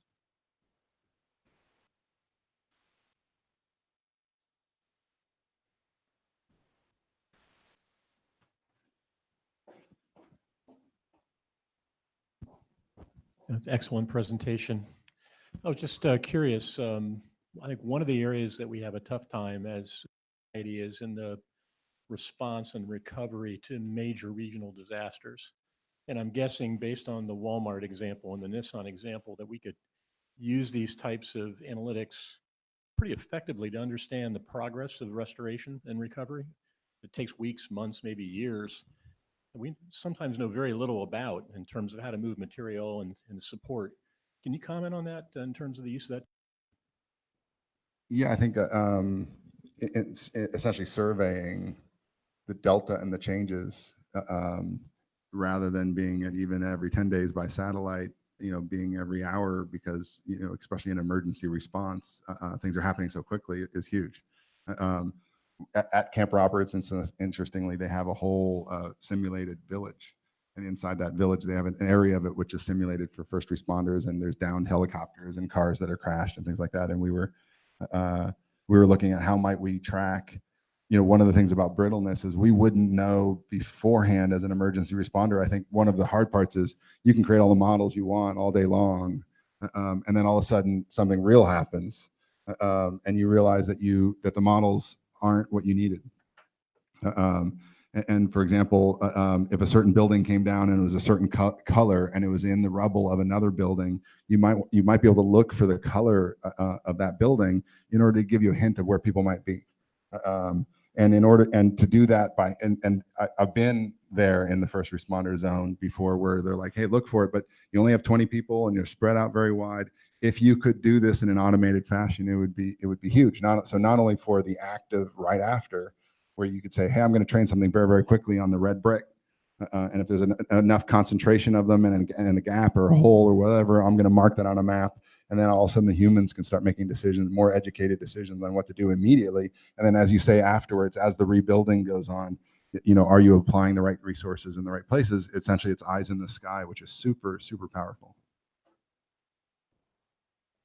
In terms of data standards, when I hear 4K or different formats coming through, how do you see the data standards of video evolving, and how do you prepare for that? It's a good question. As you might know, in the government, there's the MISB group. I like it because the things that are implemented there are standard, and therefore when we implement it, we get to interoperate. When we went and played with Lockheed last week, we didn't have to do anything. We've never used their newer platform before, and it integrated. So in that part, I like it. The speed at which they move and you know is very slow, and so that's a little frustrating. I think on the standards, one of the issues I have is that the standards for video were generated. I was literally at the table when we were talking about how are we going to write the MPEG-4 boxing system. And although it's a wonderful system, you can put anything in the MPEG-4 boxing system. It has all sorts of issues with it. And so I think we need to go back to the drawing board and say, look, we actually haven't solved what we think we've solved on the video side, all the way down to how is it stored, hot, cold, warm. And certainly the standards we have for video do not account for what we need today. So I mean, my only answer to that is that our standards are actually holding us back at the moment, because we're trying to say you need to use the, you know, the government's saying you need to use the RTSP stream with UDP and everything else. Those were built for satellite delivery. They were built for forward error correction. They were absolutely not built for intelligence. And so I think we have a reckoning coming between people saying, hey, this layer is already done, and, you know, very eloquently put in the previous discussion, absolutely not. Well, there's a challenge. What about the ethics of all of this, and not just privacy, but, you know, equity and social justice? I mean, I imagine there's a lot of things you guys have been thinking about, maybe less in basketball games, but, you know, I mean, even in basketball games, there's an equity question, right? It's like, so only the teams that have the money to implement something like this are now going to win if it really does make that much of a difference. So, I mean, have you guys been grappling with any of those issues? Absolutely. And in basketball, they're more academic, but they're real. And in the other things we do, they become much more, much more of a human issue. In basketball, I can tell you, just give you some hints that are I would have never thought of. Like, we just ran headlong into them. For example, we said, hey, wouldn't it be great if all the basketball players could get access to our data? We'll do that for free. Like, if the team's already signed up, originally it was the team and the coach. And then we said, hey, we're going to give the players access. The coaches flipped. They're like, no, now people are going to come to me and challenge me with my data and things like that. But not only that, then the players union flipped, because the players union saying, hey, you're providing information that is on performance of my player and things like that. And now you're starting to negotiate with data and other things. Well, that's still playing out, by the way. And then when you get to college, it becomes a whole nother level of ethics and understanding. And we're actually doing high school games. And so it's pretty creasy. And then, then all the way to, when you play a game in virtual reality, from EA, all that data comes from us on a daily basis. So if they didn't play well last night, they don't play well in the game the next night. And so the speed is there. The questions are absolutely there. The different organizations are asking the questions. I don't have a lot of answers. We do grapple with it a lot. Some of the things we've decided as a company to try and fix. For example, when we went to the NBA and we said, hey, we want to sell to the women's NBA, they were like, why? And so we said, okay, well, what if we did a deal with you on the marketing side? Then we'll provide the service to the women's teams essentially for free as a global service. And so we did work hard to try and balance those scales. And then on the same rate on the college side and the NCAA side, we could have. And actually, a better example of this is baseball. There's some teams that came to us and said, we know you're going to baseball. We'll pay you X amount of money if you only go to our team for 10 years. And it was absolutely beautiful. It's like, but we said no. And our pricing is the same for every team. And so we have done things that where we're trying to kind of stop the inequity component. Clearly, there's a better way to analyze that than us just kind of blundering into it. At the college level, we made all video movement free, regardless of whether you're a customer or not. and some level of analytics free, whether you're a customer or not. So with that in mind, because Duke came to us and said, hey, you know, we really want the same thing, right? And we said, no, we're gonna at least create kind of this minimum bar, and then people can experiment on top of that. And then on the governance space, it's a whole nother ball game. Okay, brilliant. I think that was an excellent session. Thank you very much, Niels. We've got a quick 5-minute break now. We're going to have a panel session after that 5-minute break. So if you want to just quickly use the restrooms, there's still some coffee left. It may be a bit stewed by now, but like all good coffee is stewed. But back in here in 5 minutes, just a short break. Thank you very much.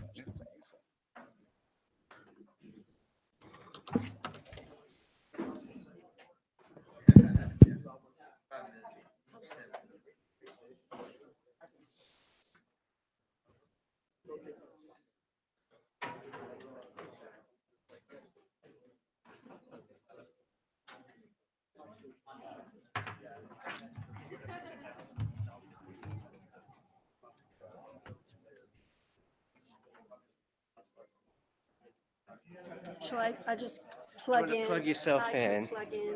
Is it okay? What was that? You may well have one for you already. Oh, okay, well, I'm good. All right, Okay. so I got this thing. You got that let's one. Take my notes. Hang on a second. We don't have my notes. There. Okay. Okay. So if we go to, there we go. Good. That was easy. It's easy. Okay. Let's just go camera for the time being. Fits into a, so it's a HDMI. Yeah, that was my little connector I have for my ear. We have got USB-C if that's what you want. Yep. Thank you so much.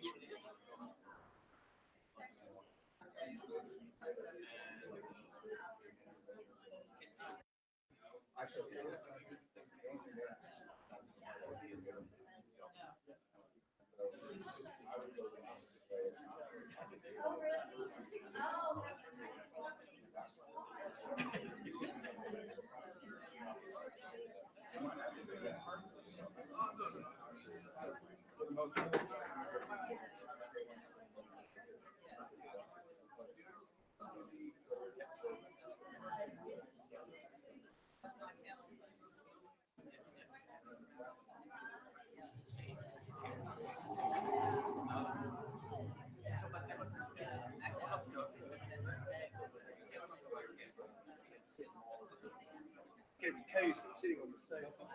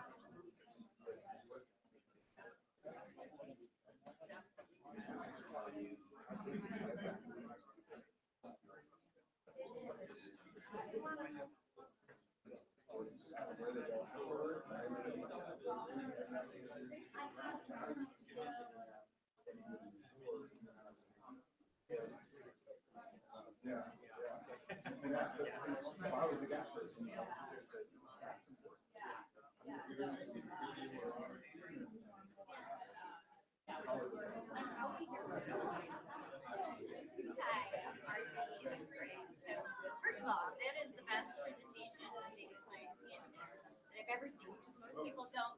Well, you know, most people don't get what you just said, right? They know that it's like the business problem and it's not like the cool problem. And then sometimes it's the really simple that makes the difference. So I've been, yes, yeah, so I just wanted to put that out there. And my background is combining location with all this other stuff too, right? And like building data pipeline is kind of like what I'm trying to do now, but actually that's what I was talking about. So I'm you mentioned that kind of think of platform software, not hardware, doing hardware, and so I mean I would love to talk to you about like this is what people are asking. Like, you know, I mean, like, yes.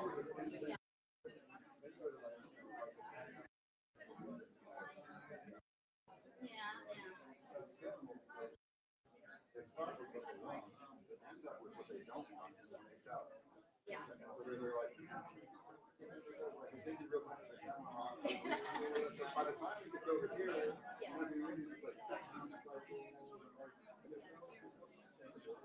Yeah, well, I mean, so I sort of put over in that, yeah, I mean, there's like this whole procurement challenge around these solutions. So, but there's a couple, my friend is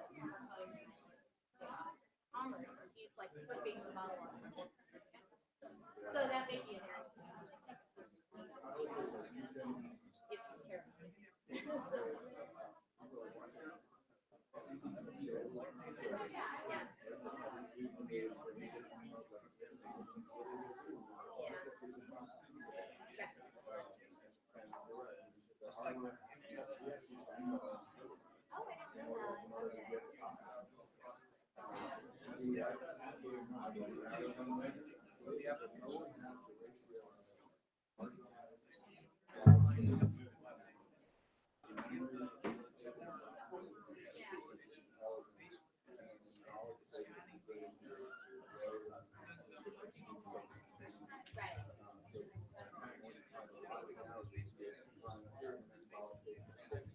Yeah, well, that's actually, so I mean, I know other people but I'd love to have a letter. Let me grab my card, because, yeah, I mean, that's actually one of the things. I'm big on not just increasing memory and kind of like servers and maybe edge devices, but Cloud architecture yeah, is the word. yes. Which is like, Well, that's good for us, right? yeah, yeah. So, No, I mean, but, it's great for certain things. yeah. So I just have this ready to go. So I don't know that much about me. So Okay. I'm assuming I just need to present. If you're going to meeting. present, you just present like that, yeah, Okay. or join the meeting, you'll see Too what's early. going I on. don't want to touch anything. So Yeah, that's I'm fine. trying to be ready. Yeah, or easier, I mean, if you're more, if you're happier, you can just plug your laptop in as well. So don't worry about it. Yeah. I just present. Okay. Don't have to join the thing. You don't have to join the thing. Okay. Yeah, if you present, we can just plug you in straight away. That's Okay. probably easier. How many people do we have looking at online? About 20-ish. Okay. So they won't be able to see. Will they be able to see it? Because the camera's on? That's That's what I don't get, right? They can, usually when you're presenting, they'll see the presentation. Okay. When we're doing the panel sessions and the Q&A, then they'll see what's camera going on in the room. Okay. Got it. Thank you. No, I mean, and that's why. And then the model outputs data to where? Yeah, no, that's why I think like you kind of started from the top. Like it's just people think about it like the model, data, and whenever I talk, like, no, start with the problem you want to solve.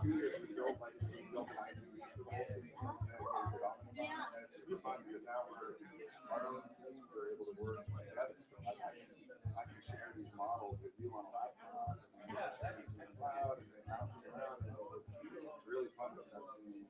Cool. Yeah. Well, I would love to chat. You're based in Belgium. Software supervisor, and that's Sean over there. He's also Just connect it during my turn. That's it, right? Yes, when you come to the presentation, HDMI, USB-C, whatever end you've got. Okay, great.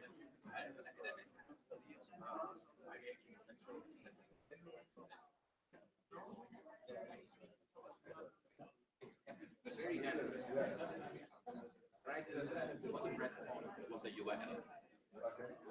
City. And then, now,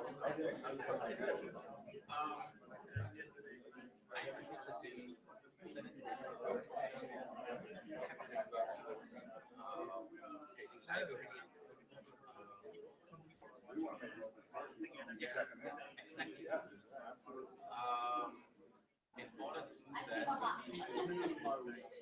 have semantic models of all the classes. And we have to have descriptors of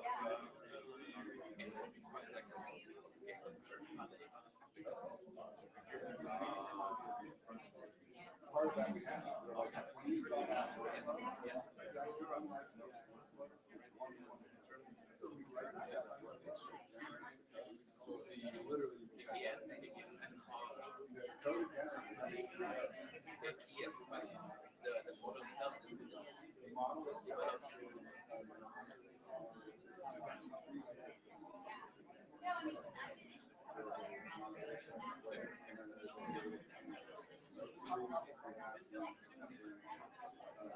so it's your own.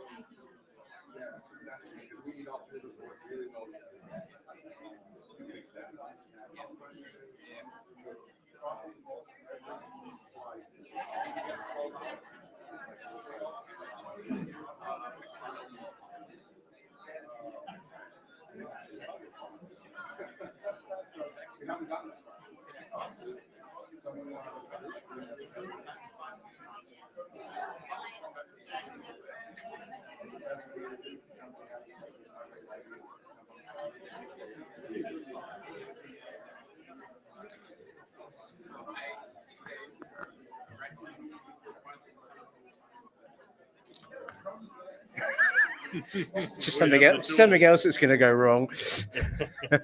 Well, this would be, I don't know, who's this is? That's not yours. That's Kathleen's. Oh, okay. Kathleen, we get all the panelists for sure. Okay, guys, if we could get organized, sit down again. We've got another exciting hour before lunch. I sense some doubt in the room. No, really, this is going to be really exciting this next hour, I think.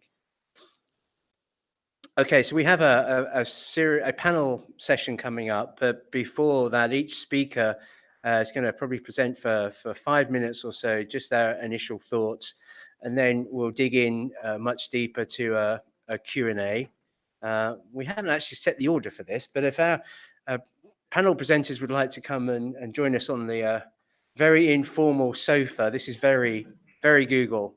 We don't quite use bean bags. I don't know where that came from, that Google and bean bags. I've never seen a bean bag around the office. We tend to have more sofas and nap pods. Yes, definitely, but bean bags, not so much. Okay, so actually probably the easiest way to do it is if each of the panelists, when they come up to present, just present themselves and then they do their presentation. And then, as I said, hopefully a very interactive Q&A session after each of the presentations. So first off, Kathleen.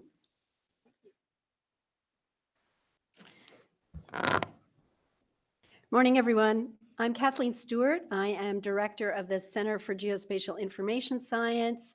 I'm at the University of Maryland. I'm in geographical sciences. I'm University of Maryland at College Park. And so for this foundations panel, I've chosen big mobility data as the setting for the talk. I've been interested in space-time modeling for quite a long time. And hopefully some of that will come through in my talk today. So here I'm showing you vehicle travel patterns. This is from big GPS waypoint data. Although you wouldn't know that to look at the image on the slide. We're seeing I'm in Maryland, so this is the Washington, D.C., Baltimore corridor of highway networks, and it's a heat map, so where we have the brightly lit up areas, we have more traffic there. This is actually an image from July the 4th, a few years ago, 2015, and we see the roads really lit up. And of course, that suggests that we've got lots of drivers on the roads. DC is not, well, infamous, I guess, for its traffic would be the way to describe it, maybe a bit like here.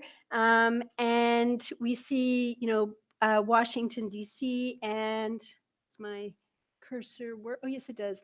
So the Washington, D.C. area and Baltimore really lit up. And because on July the 4th, we have a lot of things going on. People are driving around with their families and friends, doing social activities on the 4th. And we see the roads all lit up for that reason. And we're interested in those kind of patterns of movement to understand where people are, where they go. But to achieve this kind of understanding of travel patterns, there's a lot of data residing behind those images. And if we kind of change our scale a little bit and look at something like what we have at the top that's kind of moving around, we have travel again on July the 4th, so busy social day, major holiday in the United States. And this is the bridge over to the Eastern Shore in Maryland. So a popular place for recreation, beautiful beaches, place to go. And we have lots of drivers heading across to the Eastern Shore, all going over that bridge. And so again, we might be interested in traffic if we want to manage traffic or understand about travel behaviors of drivers, travel patterns, those kind of space-time patterns that we've been talking about. Then looking at significant locations, maybe like a key piece of infrastructure in the transportation network, is something that we'd be interested in. And the visualization below this image here, let me move down, here we go. There we go, is that same data, but now presented from the perspective of kind of origins of those trips and trajectories making their way across the bridge. So we have kind of different story between these two visualizations. One captures the amount of vehicles on a road segment at a particular time or bridge, and the other shows us kind of the diversity of origins of where these travelers are coming from. And there's lots of reasons why we might want to understand that better. For example, to provide signage to drivers who are on their way about what they can expect about their travel route, to better manage traffic as drivers are making their trips. And of course, we all travel a great deal as part of our everyday lives, whether it's in family and social situations or our work trips. And these different kinds of semantics associated with movement are very important, and it's something that we're interested in for a lot of reasons. Hang on, I have to click out of this to move ahead. Here we go. So these space-time patterns are something of interest to us. Here in these two images, in the top image, we see the kinds of patterns on roads by passenger vehicles, so mainly cars. And they have a very different kind of travel footprint to the image below, which is more about truck fleet traffic. And here we see more trucks or commercial vehicles really using our main highways. Again, this is in the DC Baltimore area, or kind of the top image is zoomed in a little bit more, but still that BC Baltimore area. And with passenger vehicles, they're going different places than the trucks. They're going into more the residential areas where we live. This is what you'd expect. But there are differences, therefore, in the kinds of travel patterns we get. And this is the kind of, important information that we're really interested in extracting. And we want to know things, for example, like urban-rural differences. We might want to know about different kinds of patterns in those kinds of settings. Risk exposure. If we have to plan a major mass evacuation, whether it's for flooding or wildfires or any of these kinds of scenarios, how do we move a population quickly? Then we're really interested in understanding what daily patterns of movement are like, to be able to support coming up with different kinds of scenarios that would help us when things turn to bad from good. We need to know how to move in all those kinds of cases. And again, kind of multi-scale analysis. That's such a classic geographic problem, really important for those of us interested in geospatial data, is understanding our problems from a multi-scale perspective. So whether it's the individual traveler and the individual trips that someone might take, or whether we're looking at traffic as a whole, a more aggregate perspective, and more travel patterns of en masse, for example. These are all kinds of topics that we might be interested in. Now, looking at this big, whether it's GPS trajectory data, as those images were all created using a waypoint data, comes with its own challenges. There are irregular sampling intervals that we have to deal with this kind of data. There may be gaps in the data. There can be trips that seem to start and end in an odd way that kind of you have to figure out and try to understand, am I still talking about the same trip, or have we moved to a different driver and a different trip? So those are some of the kinds of challenges of just trying to get to that end result that we're interested in. But again, the data gives us a lot still that's complicated to kind of work with. And so we need different kinds of reconstruction or construction algorithms to help us build these trips and trajectories. And there's a whole vocabulary about traces and tracks and trips and trajectories just for mobility related data. And so we want to be able to work with the data that we have and then get to something sensible and meaningful and useful. And again, we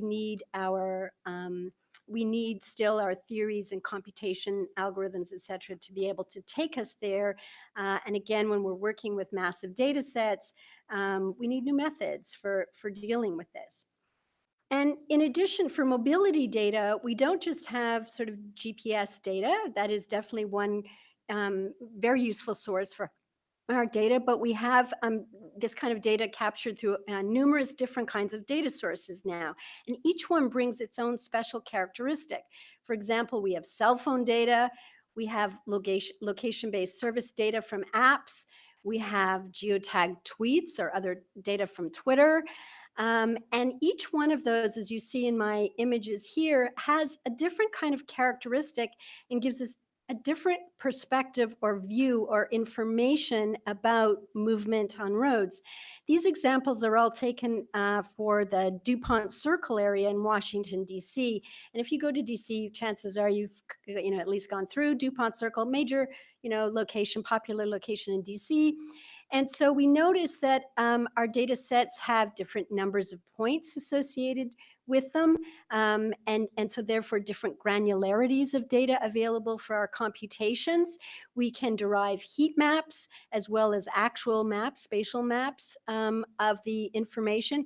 And we see that depending on the usage of our cell phones or when we access an app, we actually, again, can procure different perspectives on travel at different times of day. Apps tend to be used at certain times of the day, perhaps more than others.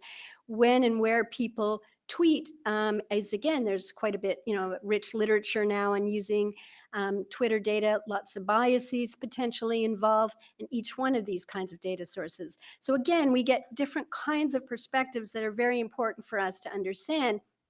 And here we just see the example of kind of looking at trips derived from like cell phone data and trips derived from location-based service app data. And we notice that with the location-based app data, we have fewer individuals. We have data from, in this case, for our sample that we were working for, we had less samples, but more detail, more spatial detail about the paths and routes and roads, et cetera, that we were able to get from the data. And with cell phone data, we're very much, it is very much in the context of the cell phone data towers, et cetera, that influences kind of the path. So we have to understand more about these different data sources and make sure we do understand well these different data sources when we use the data for our final end products that we're looking at. This is some slides. I should say that sorry, I haven't mentioned my colleague Junchuan Fan in the center, who has been doing some of this work, and I'm showing his work here. And we've been looking at this idea of using Twitter data in this example. So this is travelers who went to view the solar eclipse a couple of years ago in 2017, and looking at trips to view the solar eclipse. And so using only social media data, but then also looking at traffic data to see how well our social media estimates of travel and where, how far people in which parts of the country were people traveling the most to see kind of an event, because this can kind of give you some insights, again, if we're interested in mass evacuations, et cetera. And the interesting thing about Twitter data is it really has some kind of interesting possibilities when we go to kind of a national scale or indeed global scale, looking then some of the bias concern, because we have so many tweets across a big space, is maybe ameliorated a little bit. But again, we can get really interesting signals about movement using these kinds of data sources. So we have lots of new data coming online that we want to be aware of and kind of take advantage of. A different spin on this mobility data lies with, in this case, genomic data. So we're doing some work with health in the field of health, geography, and in this case, our genomic data, which is mapped here as those light blue and orangey areas. So here the mobility is not about humans in that case. It's about malaria parasites being carried by vectors, so mosquitoes. And so we have genomics of malaria parasites, and we're interested to know about genomic parasite gene flow and parasite migration, and so barriers and sources of sinks for parasites. And so the moving object in this case is the vector and indeed the parasites, and using genomic data. But then we want to couple that with human movement. So you can see a road network in kind of the purple there. And so we want to couple our understanding of road network and where humans are going to travel to see the sort of nexus at where parasite mobility and human mobility come together, because that can give us a lot of interesting insights into risk and vulnerability and transmission, in this case for infectious disease. So again, even with genomic data, we can think of ways to kind of, talk about mobility, talk about dynamics, geospatial dynamics, map these kinds of dynamics, and yeah, think about these next steps. And then everything I've shown you today has been based on data that has already been collected, but we have heard in our talks that, it's kind of real time is very interesting too.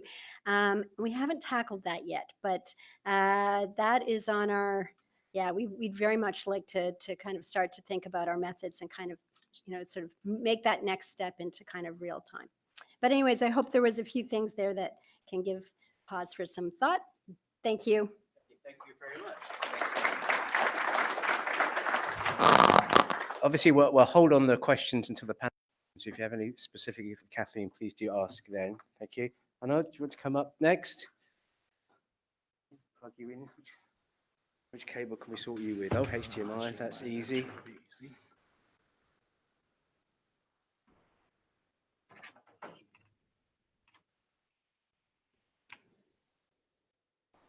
There we go.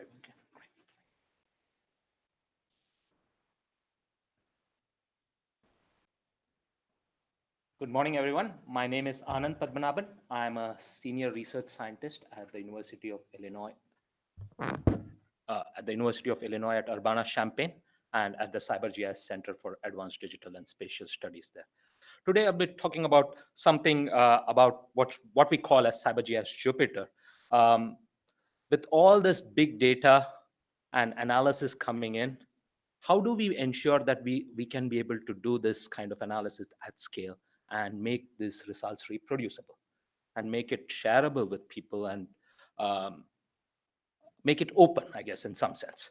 So like I borrowed this slide, and here they're talking about what is the life cycle of going from a scientific idea to actually a product and or publications and even dissemination and education. And how do we do this in such a way that this is transparent and reproducible? Can we do this all in a single platform? And in some sense, Jupyter, I don't know how many of you here know about Jupyter technologies, but it kind of provides a platform where you could do these kinds of analysis. So we had a couple of papers where we were talking about how to do this analysis in Jupyter and how to scale it across like multiple platforms. I had this paper in Exceed, which or in the PERC conference, which was talking about how to scale this across Exceed, that is the national supercomputing environment and our local infrastructure. So how can you use it both across our infrastructure as well as burst it out into a national cloud infrastructure? So in all these contexts, we have been talking about something called CyberGIS. And as Mark introduced in his talk this morning, CyberGIS, we established it as a platform for doing geospatial information science and systems on a large scale on cyber infrastructure. By that, what we mean is we are focusing on doing high performance computing, high throughput computing, cloud computing to solve geospatial problems. And this kind of bridges the gap between data, software, and applications. Initially, when we started this journey 10 years ago, we did not have Jupyter.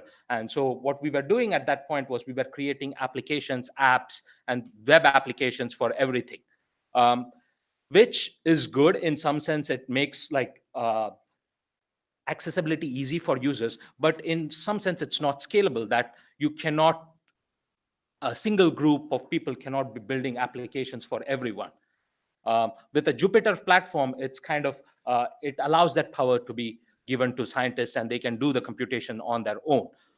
So we have been moving to that angle for doing our web environment. So what we came up with in the last few years was we have this Jupyter environment, and our focus has now been on providing APIs and libraries which are integrated into the environment and the scaling capabilities, and not so much on front-end development for a particular, working with particular scientists to do a particular problem, but we are providing this geospatial software capabilities, and that is all integrated into the platform, so everyone can use it and customize it for their own environment. So some of the key features that we are hoping or we have in this environment is it's able to do data intensive and reproducible research, and it provides kind of a holistic solution where you can build. And the other important thing is like everyone can get a similar environment. So whenever people are using this environment, they are getting all the libraries, all the APIs, and being able to access it. And it also kind of reduces the barrier which people face to accessing the cyber GIS capabilities. Like you don't need to know like parallel programming in order to use this. Now you have these libraries, you can make use of, you have Python connectors for them, and you can do that from a very simple environment. You don't even need to learn shell. And like when I was teaching like class to geography students, a significant barrier for them was like, if I bring up a terminal and I have bash shell and I do like editing in a VI or a Nano, and then like people are like, oh, it's too tough for me. And that kind of is a barrier. It's an unnecessary barrier if you think about it. Like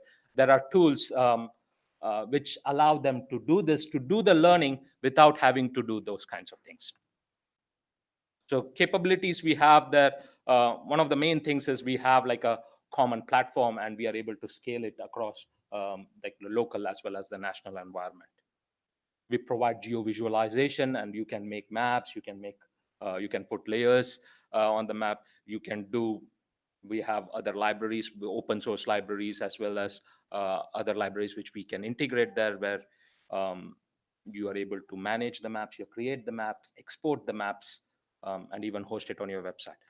Of course, on the back end, we have a lot of technologies to be used, but these are not getting exposed to people. So that's kind of the key thing. So we are doing data synchronization. We are doing cloud-based management with Docker containers and images. We are using HPC kind of systems, but like many of these are transparent.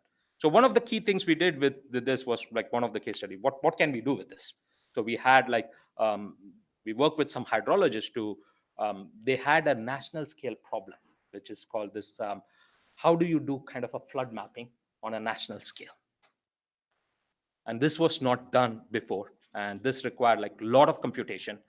And you have this NHD, like natural hydrography data sets, which is a huge amount of data set coming from USGS. And you have to do this kind of a calculation, which is height about nearest drainage calculation for every small amount of area within the US. So that's a very intensive computation. So we made this all into a Jupyter environment. So we have this whole workflow encoded as a Jupyter notebook. People can take this. This is, of course, but this is kind of a representation showing the whole workflow. But we have this workflow available as an IPython notebook. You can download, you can run it. So you can reproduce kind of this analysis on your own. So one of the great successes we had for this, we ran a summer school this past summer in collaboration with AAG, which is the American Society of Geographers, as well as UCGIS, University Consortium of GIS. And we ran a summer school where we brought in like 35 students and paired them with mentors. Many of these students had no programming experience or very little programming experience, and most of them had not done to Jupyter before. And the infrastructure, we were able to run like 50 people at the same time, no problem. But the key outcome of that was students were able to create these notebooks, which at the end of the week, they were able to share these notebooks, and they felt confident that they are able to solve some science problems. So I can show a quick example if I may. I can get this, let's see. So this is kind of, I think, yeah, this was one of the groups which did like a simulation. So they created this whole notebook. It is almost like a publication that they can take forward with this. So all the members with the mentor, they're showing their workflow, and they have runnable codes here. So this is kind of like you have your kind of your results and your background and all the study details, as well as runnable codes where they are running the models, they are installing packages, they are running simulations, they are creating maps and of the outbreak and how it spreads. So I don't know the details of this, but they created this, and within a week they were able to do this, which was really powerful for us. And there were all the six groups were able to do this, and that was that we felt was really amazing, and we are hoping to repeat this. We are planning to also release this as a community-wide thing for everyone to use shortly. So just jumping ahead, and I'm going to make a slight leap. We have something called National Geospatial Software Institute. We are conceptualizing something. So this is an audience which I thought I should mention this. The goal is to create like software institute and which is a long-term hub of excellence for geospatial software, because geospatial software is like distributed all over the places. Many people are creating geospatial software. People don't know which software to use, and like academics are doing some things like open source, industry is doing something. How do we create a hub for the whole community? This is kind of a software institute. This is an NSF funded project for conceptualization. George has been involved from the beginning, and he is an advisor to the project. And we had 3 workshops from the project. Many of you were engaged or in the effort, and we are creating a report out of this, which we will submit to NSF, as well as we plan to have a webinar soon, probably in December, where we will discuss the strategic plan coming out of the workshop. So it's not too late. If you are not engaged in this process, please do let us know what you think is important for the community to see. So with that plug, any questions, I guess we can hold to later. Thank you. Thank you very much. Mark, I think you're up next.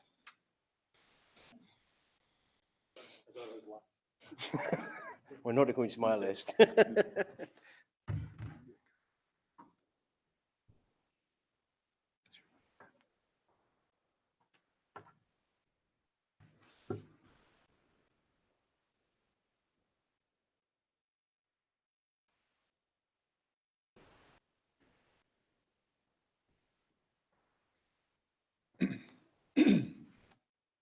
Hi, everybody. My name is Mark Korver.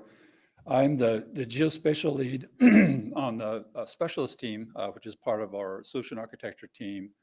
And then I think there's another layer there in between, our business development and tech vision team. My general role is to incubate a team of other solution architects that then support solution architects that we call are either regionally based or account attached to have customers with geospatial use cases. So I lead that team. I'm also work with a number of you in the room, or your firms in the room.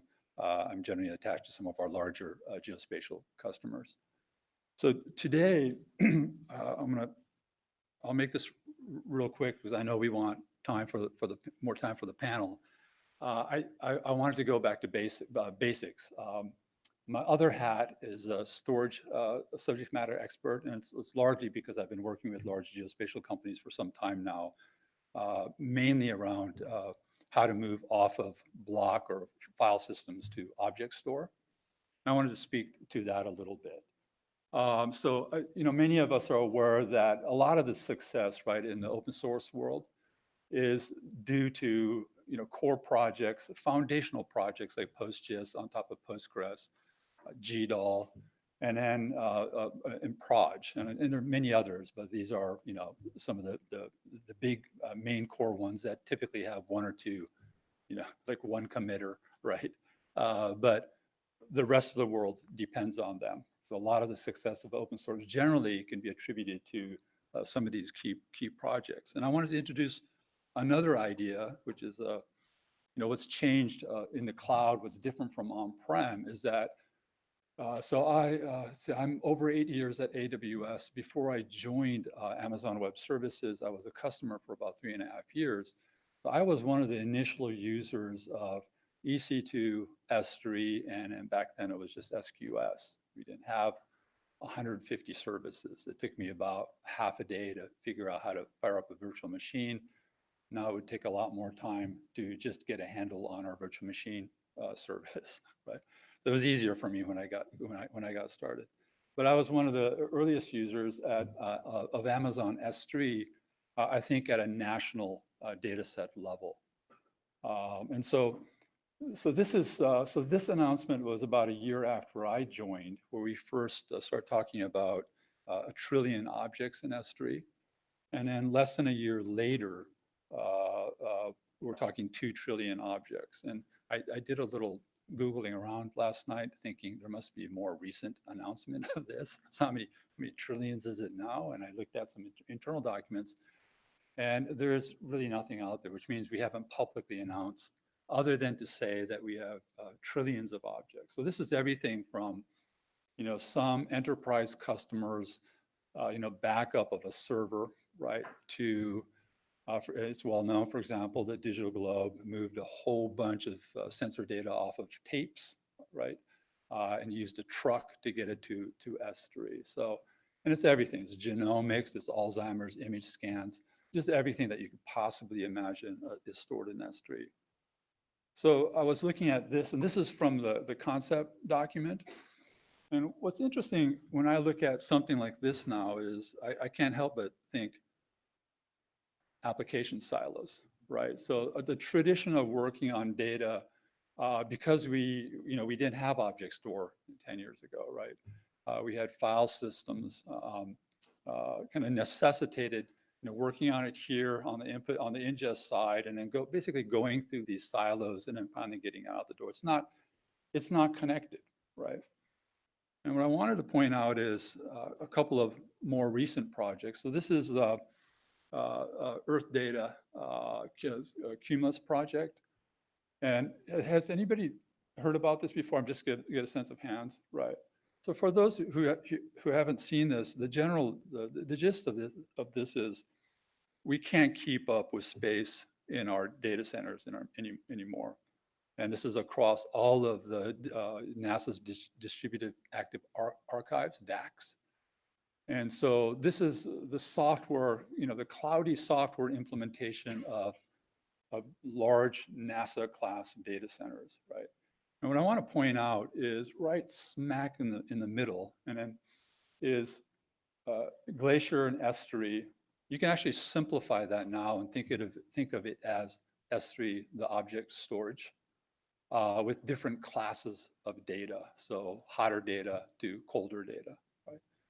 And what's interesting with this picture is that there's DAC A on the left, DAC B on the right, two completely different, catalog systems that store, petabytes, many petabytes of data that are, storing everything on S3, but not just storing, but using S3 also for content distribution. So it's not, so if you can think back, back in the day when we had to, get access to some new satellite data, typically we'd be bottlenecked at the FTP server, right? It gets announced and then you'd go, okay, I'll come back next week. Just a waste of time, right? Why? Because there's exactly 5 FTP servers running, right? Or you get an email from somebody that's angry at you.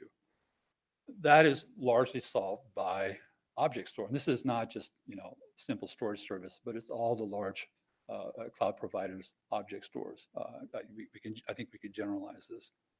And the main thing here is that because the data is loosely coupled in the object store, it's horizontally available to anybody's use case.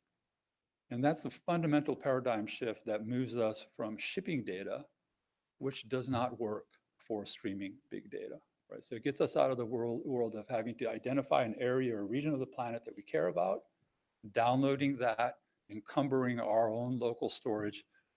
And, we might have HPC access locally, but it took you how long to get access to the data? So all that work that we used to do in the past, 80, 90% of the work is around moving data, preparing data, fixing data, because it's never right the first time, right? Is largely alleviated by, what we now call and what we now are accustomed to, something called object store. It's very simple. All it is HTTP put, HTTP get, HTTP delete, right? And it does a bunch of other stuff, but that's the core concept. It's just a URL at the end of the day. So here's another picture. I just saw this. I just found this literally yesterday on Medium. And somebody's talking about, a workflow. But notice that they're using multiple S3 buckets along the way. Why is this important? Because the object store is not something where, for example, you store just the raw satellite sensor data, the original data coming off the satellite. And you're enabled to make that available to anybody or not, right? Depending on your security concerns, right?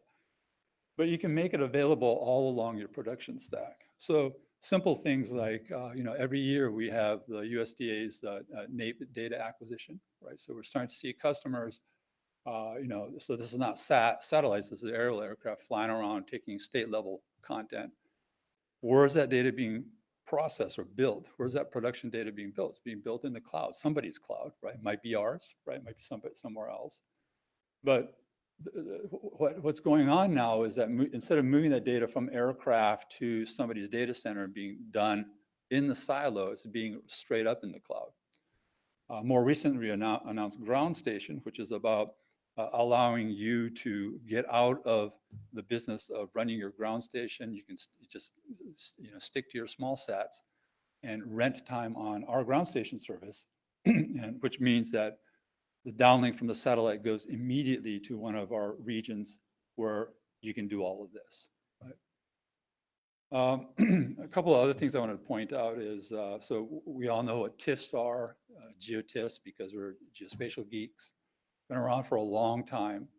So this is a specific recipe for a geotiff called Cloud Optimized Geotiff. It's actually quite simple. All it is a specific arrangement of the TIFF file to make GET requests against the object store more efficient. And so what we're seeing here is a kind of a maturation, a movement of open source tools like GDAL in this case, so that they look like middleware, cloudy middleware. Why is that important? Why is this happening? Because people now have access to very large streaming data sets. And if you were in the business of moving that data to your compute, you'd be out of business. It doesn't work. It doesn't scale. So this is part of the answer to part of the kind of the recipe to being able to move compute to data rather than the other way around. Similar thing with the recent announcement of the new features for HDF5. Notice virtual file drivers for S3, right? Why is this happening? Well, they got a heads up from the work on cloud optimized geotiffs, right? It's the same underlying reason. Another thing I want to point out is, for a number of years now, we've been sharing data in these very large object stores. On AWS, we call them S3 buckets. So you can make this bucket something that is very private. It might be monetized. It might be, some university account where you're doing, very sensitive data like Alzheimer's or genomics data that you share with just one or two other teams. Or it might be something that's a federal data set that you want to, A, get out of the business of storing data, and B, just as importantly, you want to get out of the business of having to worry about distribution of that data. And this spec that so this is back in 2017 already. So a number of companies who were in the business of Earth observation data, aerial data, LiDAR data, got together because we realized that we're sharing data out of these buckets. And these buckets were deep streaming buckets that constantly change. And we need to have an open way to be able to, for example, hydrate your own catalog based on the stack index, because I want to, for example, push it into something like PostGIS, right? Or I want to put it into Redshift or whatever tool it is I desire on my infrastructure. This is an outgrowth of those kinds of efforts. I think that's very important going forward.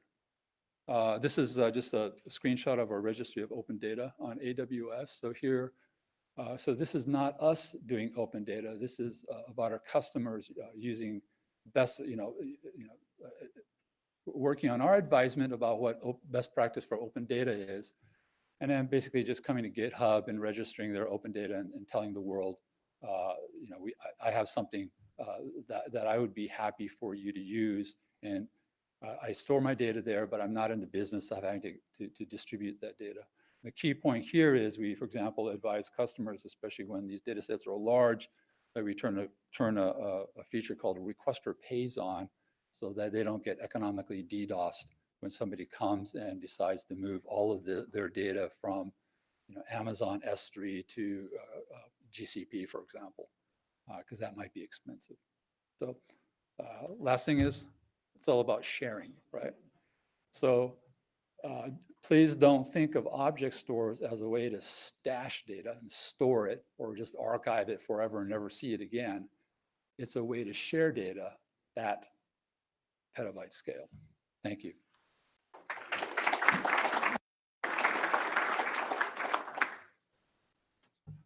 Okay, and our final presentation, Jayant from Oracle. You got this C flavor, yeah. Okay, should be good. So while we're sitting up here, so Kathleen, do you remember one of Max's pet things? Yeah. Whenever possible, stand on the shoulders of giants? Yes. Well, that assumed that you actually can, or that you should. Well, I'm just glad to be in the presence of them. Thank you, George, for enabling that.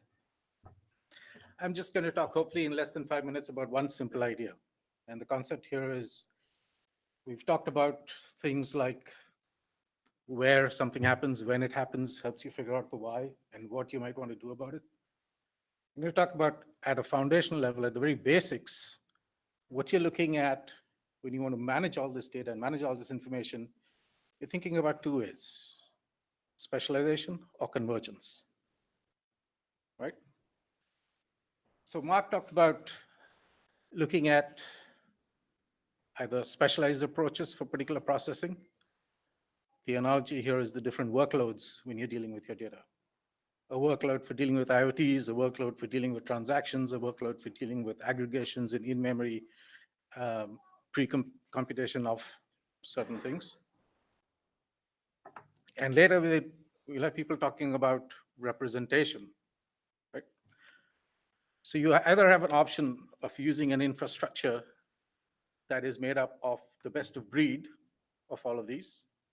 And here's the part where standing on the shoulders of giants comes in. As Niels earlier said, you have an alphabet soup of either specialized or homegrown systems that lead to a technical debt. The other option is use a converged infrastructure that lets you deal with these multiple workloads, multiple representations.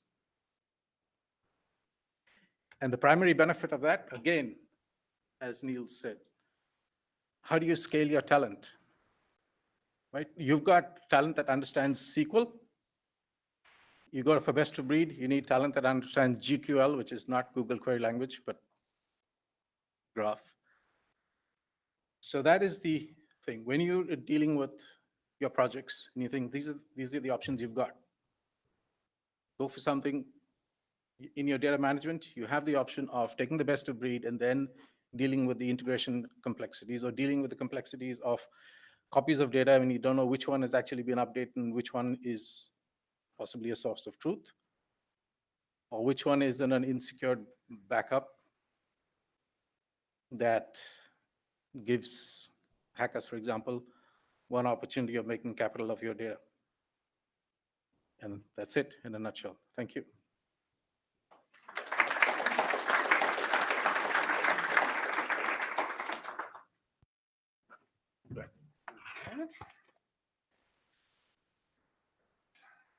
Sure who that goes to first, but I will hand it to you because you're there.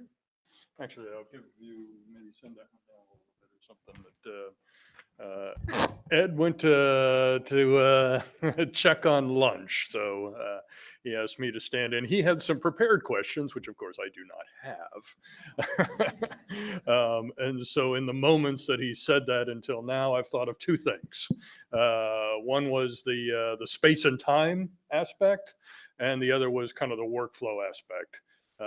And so I'll ask a couple moderated questions, and it's really a warm up because we want to quickly turn to the question that you all collectively have for the audience here. So with respect to space and time first, so you began with an excellent example of trajectories in space and time as really key. I think that's important with respect to where we go with data science and data analytics. You were in fact mentioned, I think Mark mentioned a book that you wrote some time ago that I'm going to go look up now. Do you see we've made progress, and where do we go from here? And I'm hoping maybe you answer a little bit, and then others can think about from your perspective, handling time and trajectories in particular. Or what are we able to do now that we weren't able to do before, and where do we go with respect to time? Yeah, so that. Is that on? Maybe it's not on. Is the switch? Maybe that's better. Trying to switch. So what I think has changed now is we finally have the data that we didn't have all those many years ago. We didn't have the, computing possibilities that we have now, and really the kinds of data that we have now. So we could imagine and thought about many of the kinds of semantics and situations and applications that we are in fact indeed interested in now. We were talking about sort of trajectories or trajectory-like objects many years ago, and now we have them for real and can kind of make them happen and create them, and we discover new things that we didn't really think about before, because we didn't understand how the technology was going to deliver these things, I think, to us. Yeah, very true. And so, real-time space and time. Real time, we imagined what that could be like. We talked about it and said, whoa, but now of course we're there. So, and what's Cool. next? What will be the next thing to be that we should already be thinking about? And in Mark's presentation this morning, he kind of gave us some hints about what we might be thinking about. So moving our mobility questions, our space-time dynamics questions into this next era. But still, there's so many kind of fundamental questions that were kinds of information that we're interested in. How do we really get at that data to information kind of discussion again? Does that trigger any thoughts from the other panelists? She obviously did that as her key thing, so it's tougher for you guys, but you've had 5 minutes now.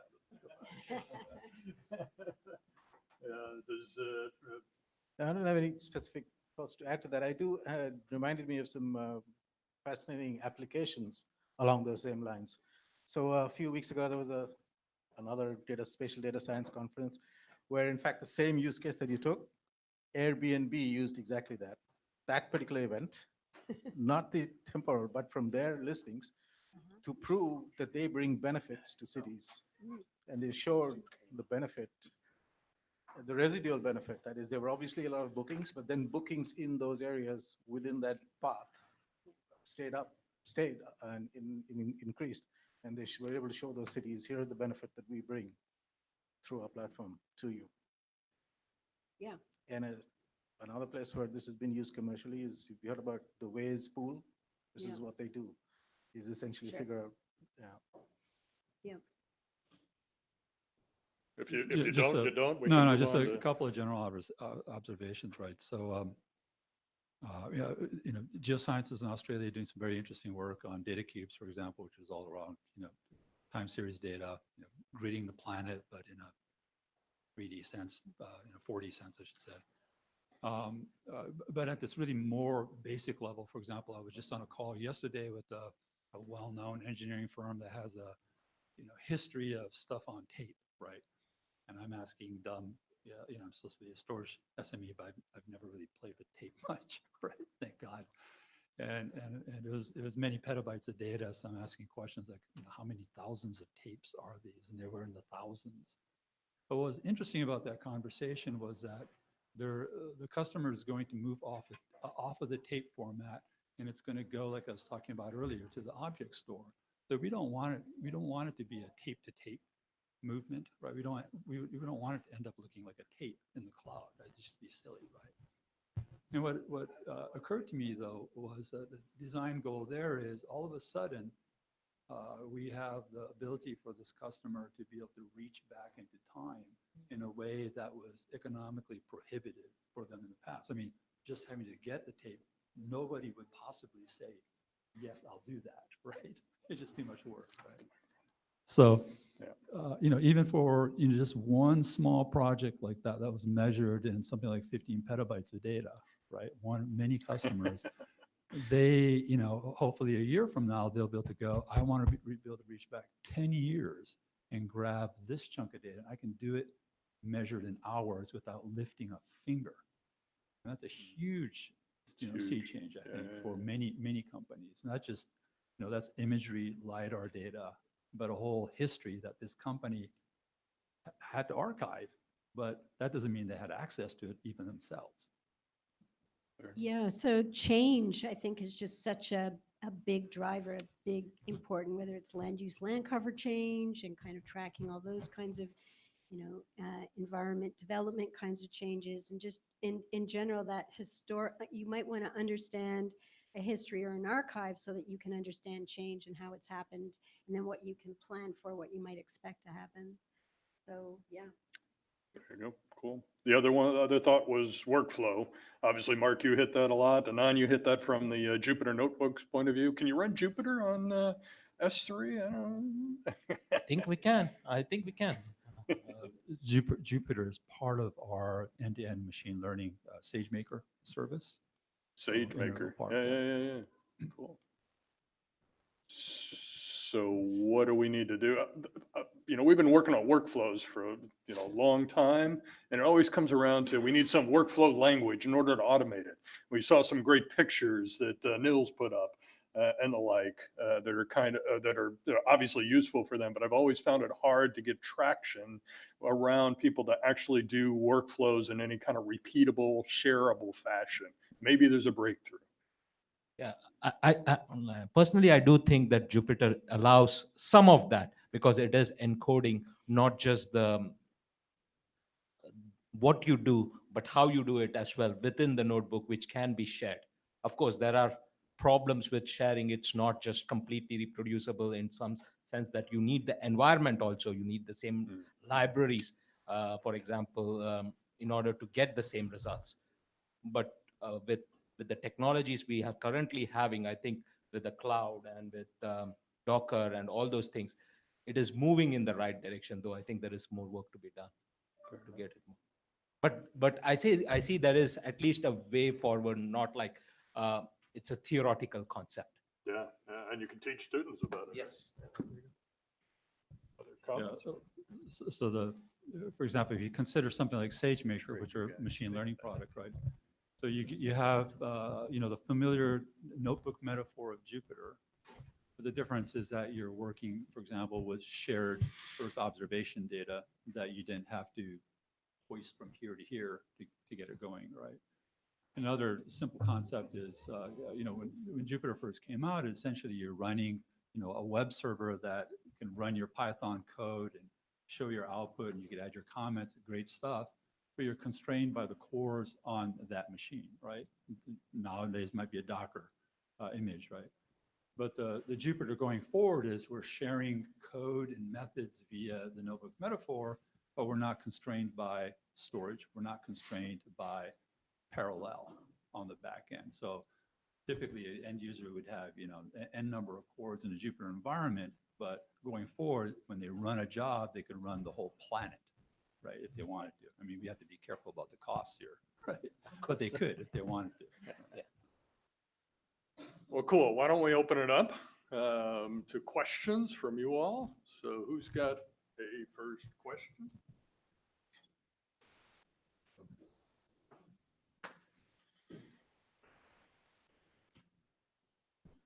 Probably directed to Jayant and Mark, but the whole panel too. I'm interested in their opinions. You talked about specialized versus generalized or centralized databases. Do you see any patterns emerging in terms of, are they driven by workflows or the kinds of data that they store, like spatial temporal versus imagery? And there are some issues in terms of you make copies of the data, you make copies of the system of record in many cases. Earlier, the system of record was just as an instant of time as opposed to a continuous spatial temporal kind of data that's getting stored and so on. What's your perspective in terms of what changes are coming about from a database perspective? Does the database drive what's possible, or do workflows drive what the databases should be doing? Any thoughts on that?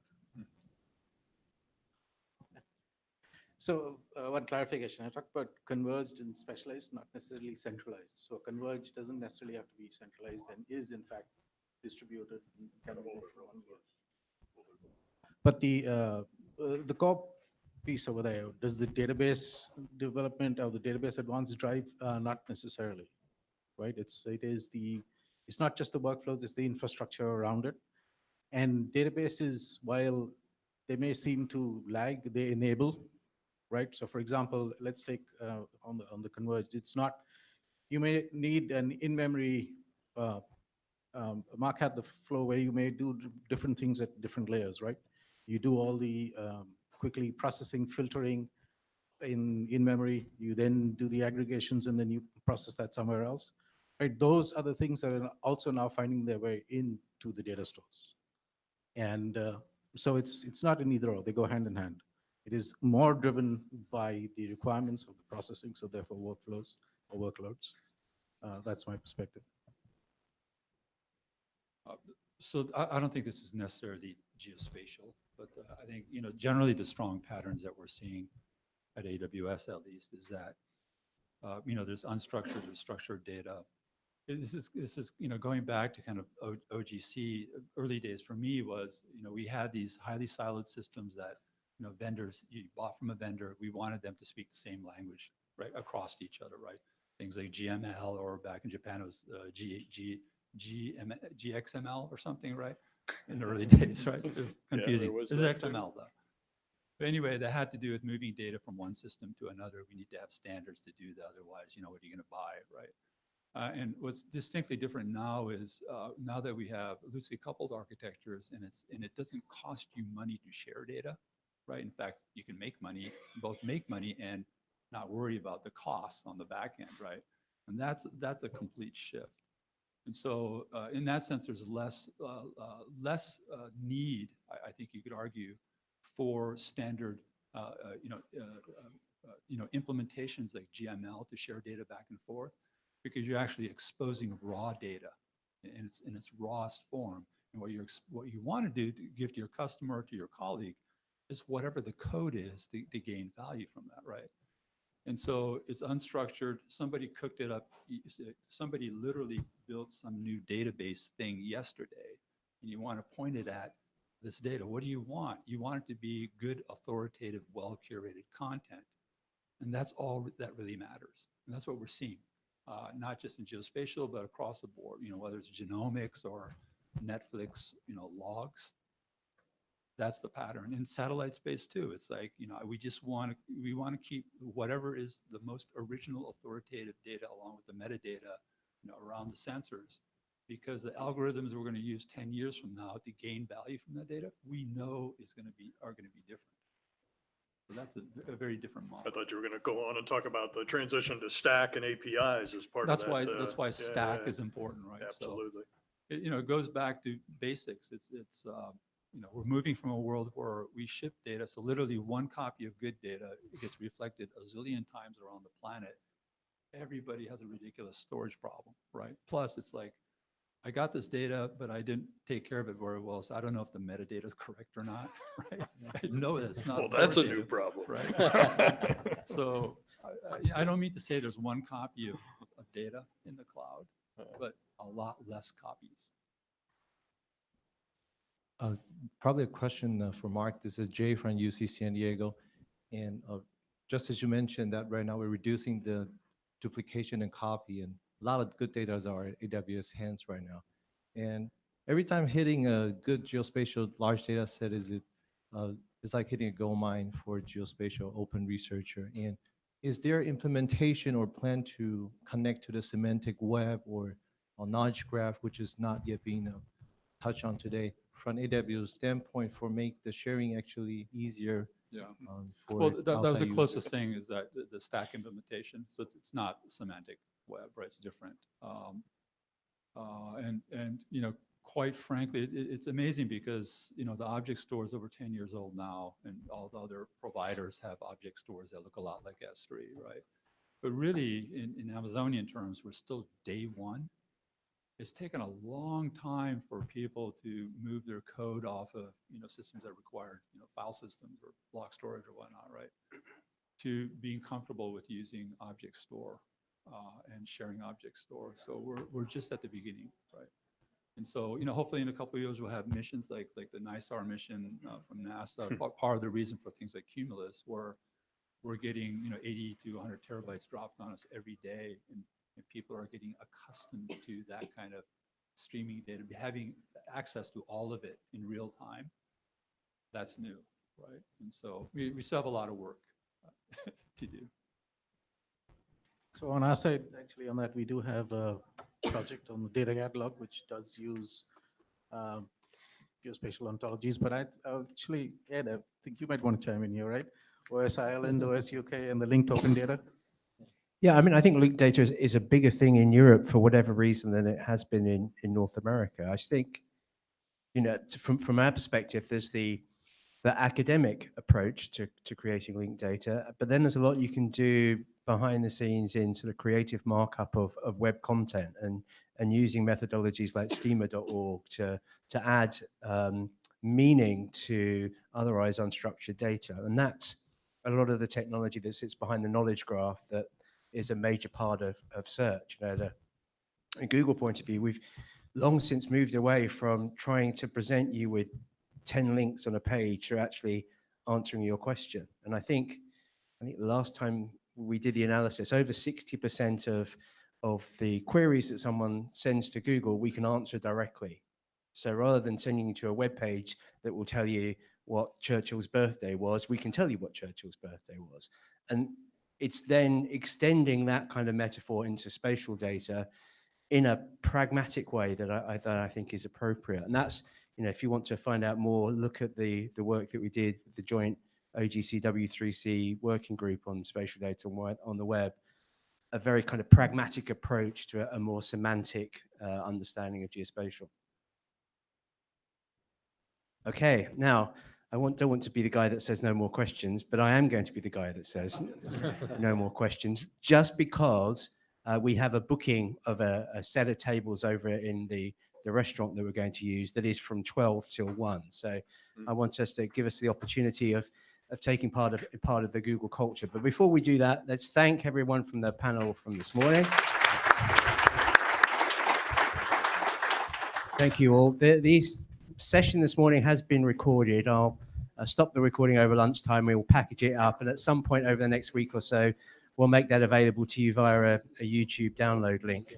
Okay, so the process for lunch is we can go across to Mavericks, which is one of the many cafes that Google has across the campus. We are looking at lunch as well. Eating together is a big part of the Google culture. So you grab a table, sit down and chat to people that perhaps you don't normally see over free food. So that's the whole point. So we'll go there.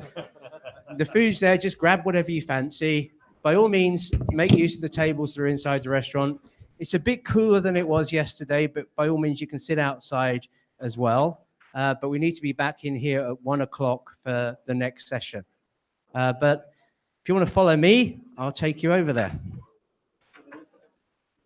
There is such a thing as a well, you don't know what's going to happen Ed, I'm going to push stop recording. And for everybody online, we will be back at 55 minutes from now. So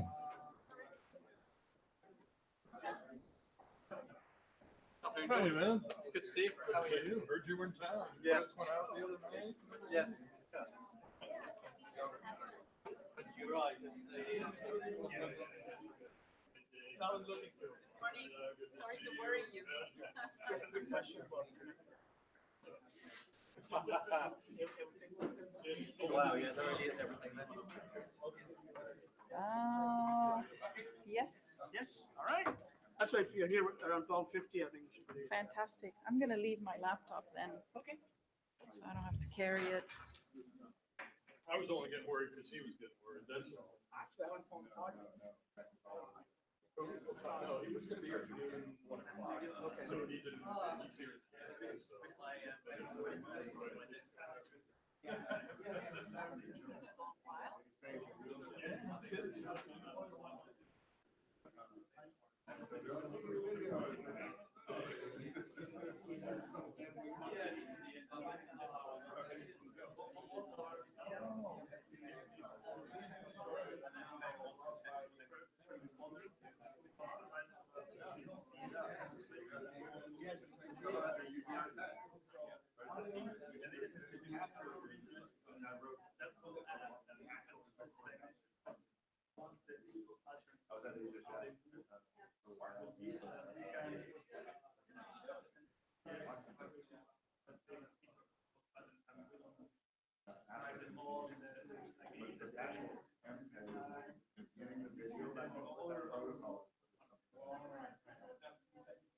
Yes, that's right. I was thinking about the analytical aspects of And that's one of the questions I wanted to ask. Like, when I saw cell phone data, I was like, okay, not everyone can. I was like, you live in one-to-one. From a wide area. I don't think so. But there are certain like fundamental things. Motion vectors.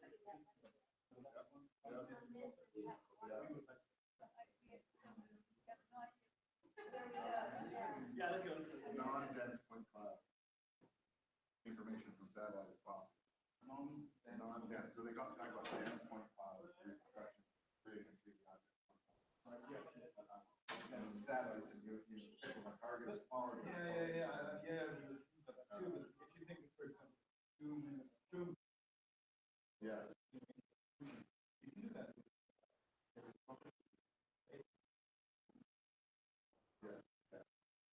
For volume right now. Yeah. My guess is that it's not too interesting.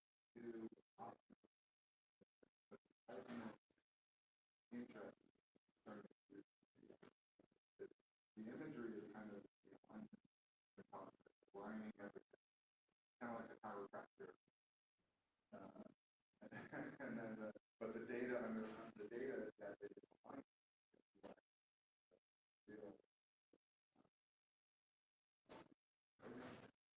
There's other parts of that.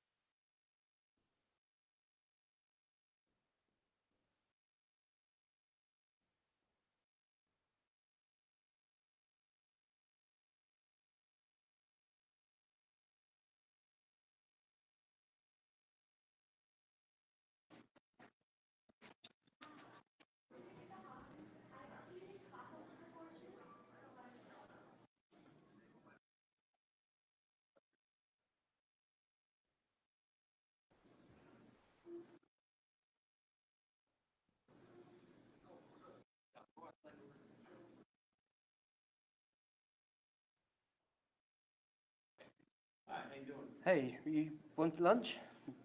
Well, I just flew in East Coast. I had something when I was on the way. Okay. Good. Hi, Hey, Jim, Stokes. nice to meet you. Nice to meet you.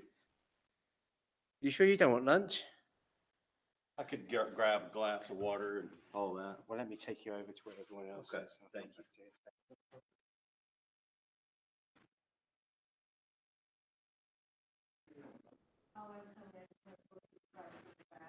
Okay.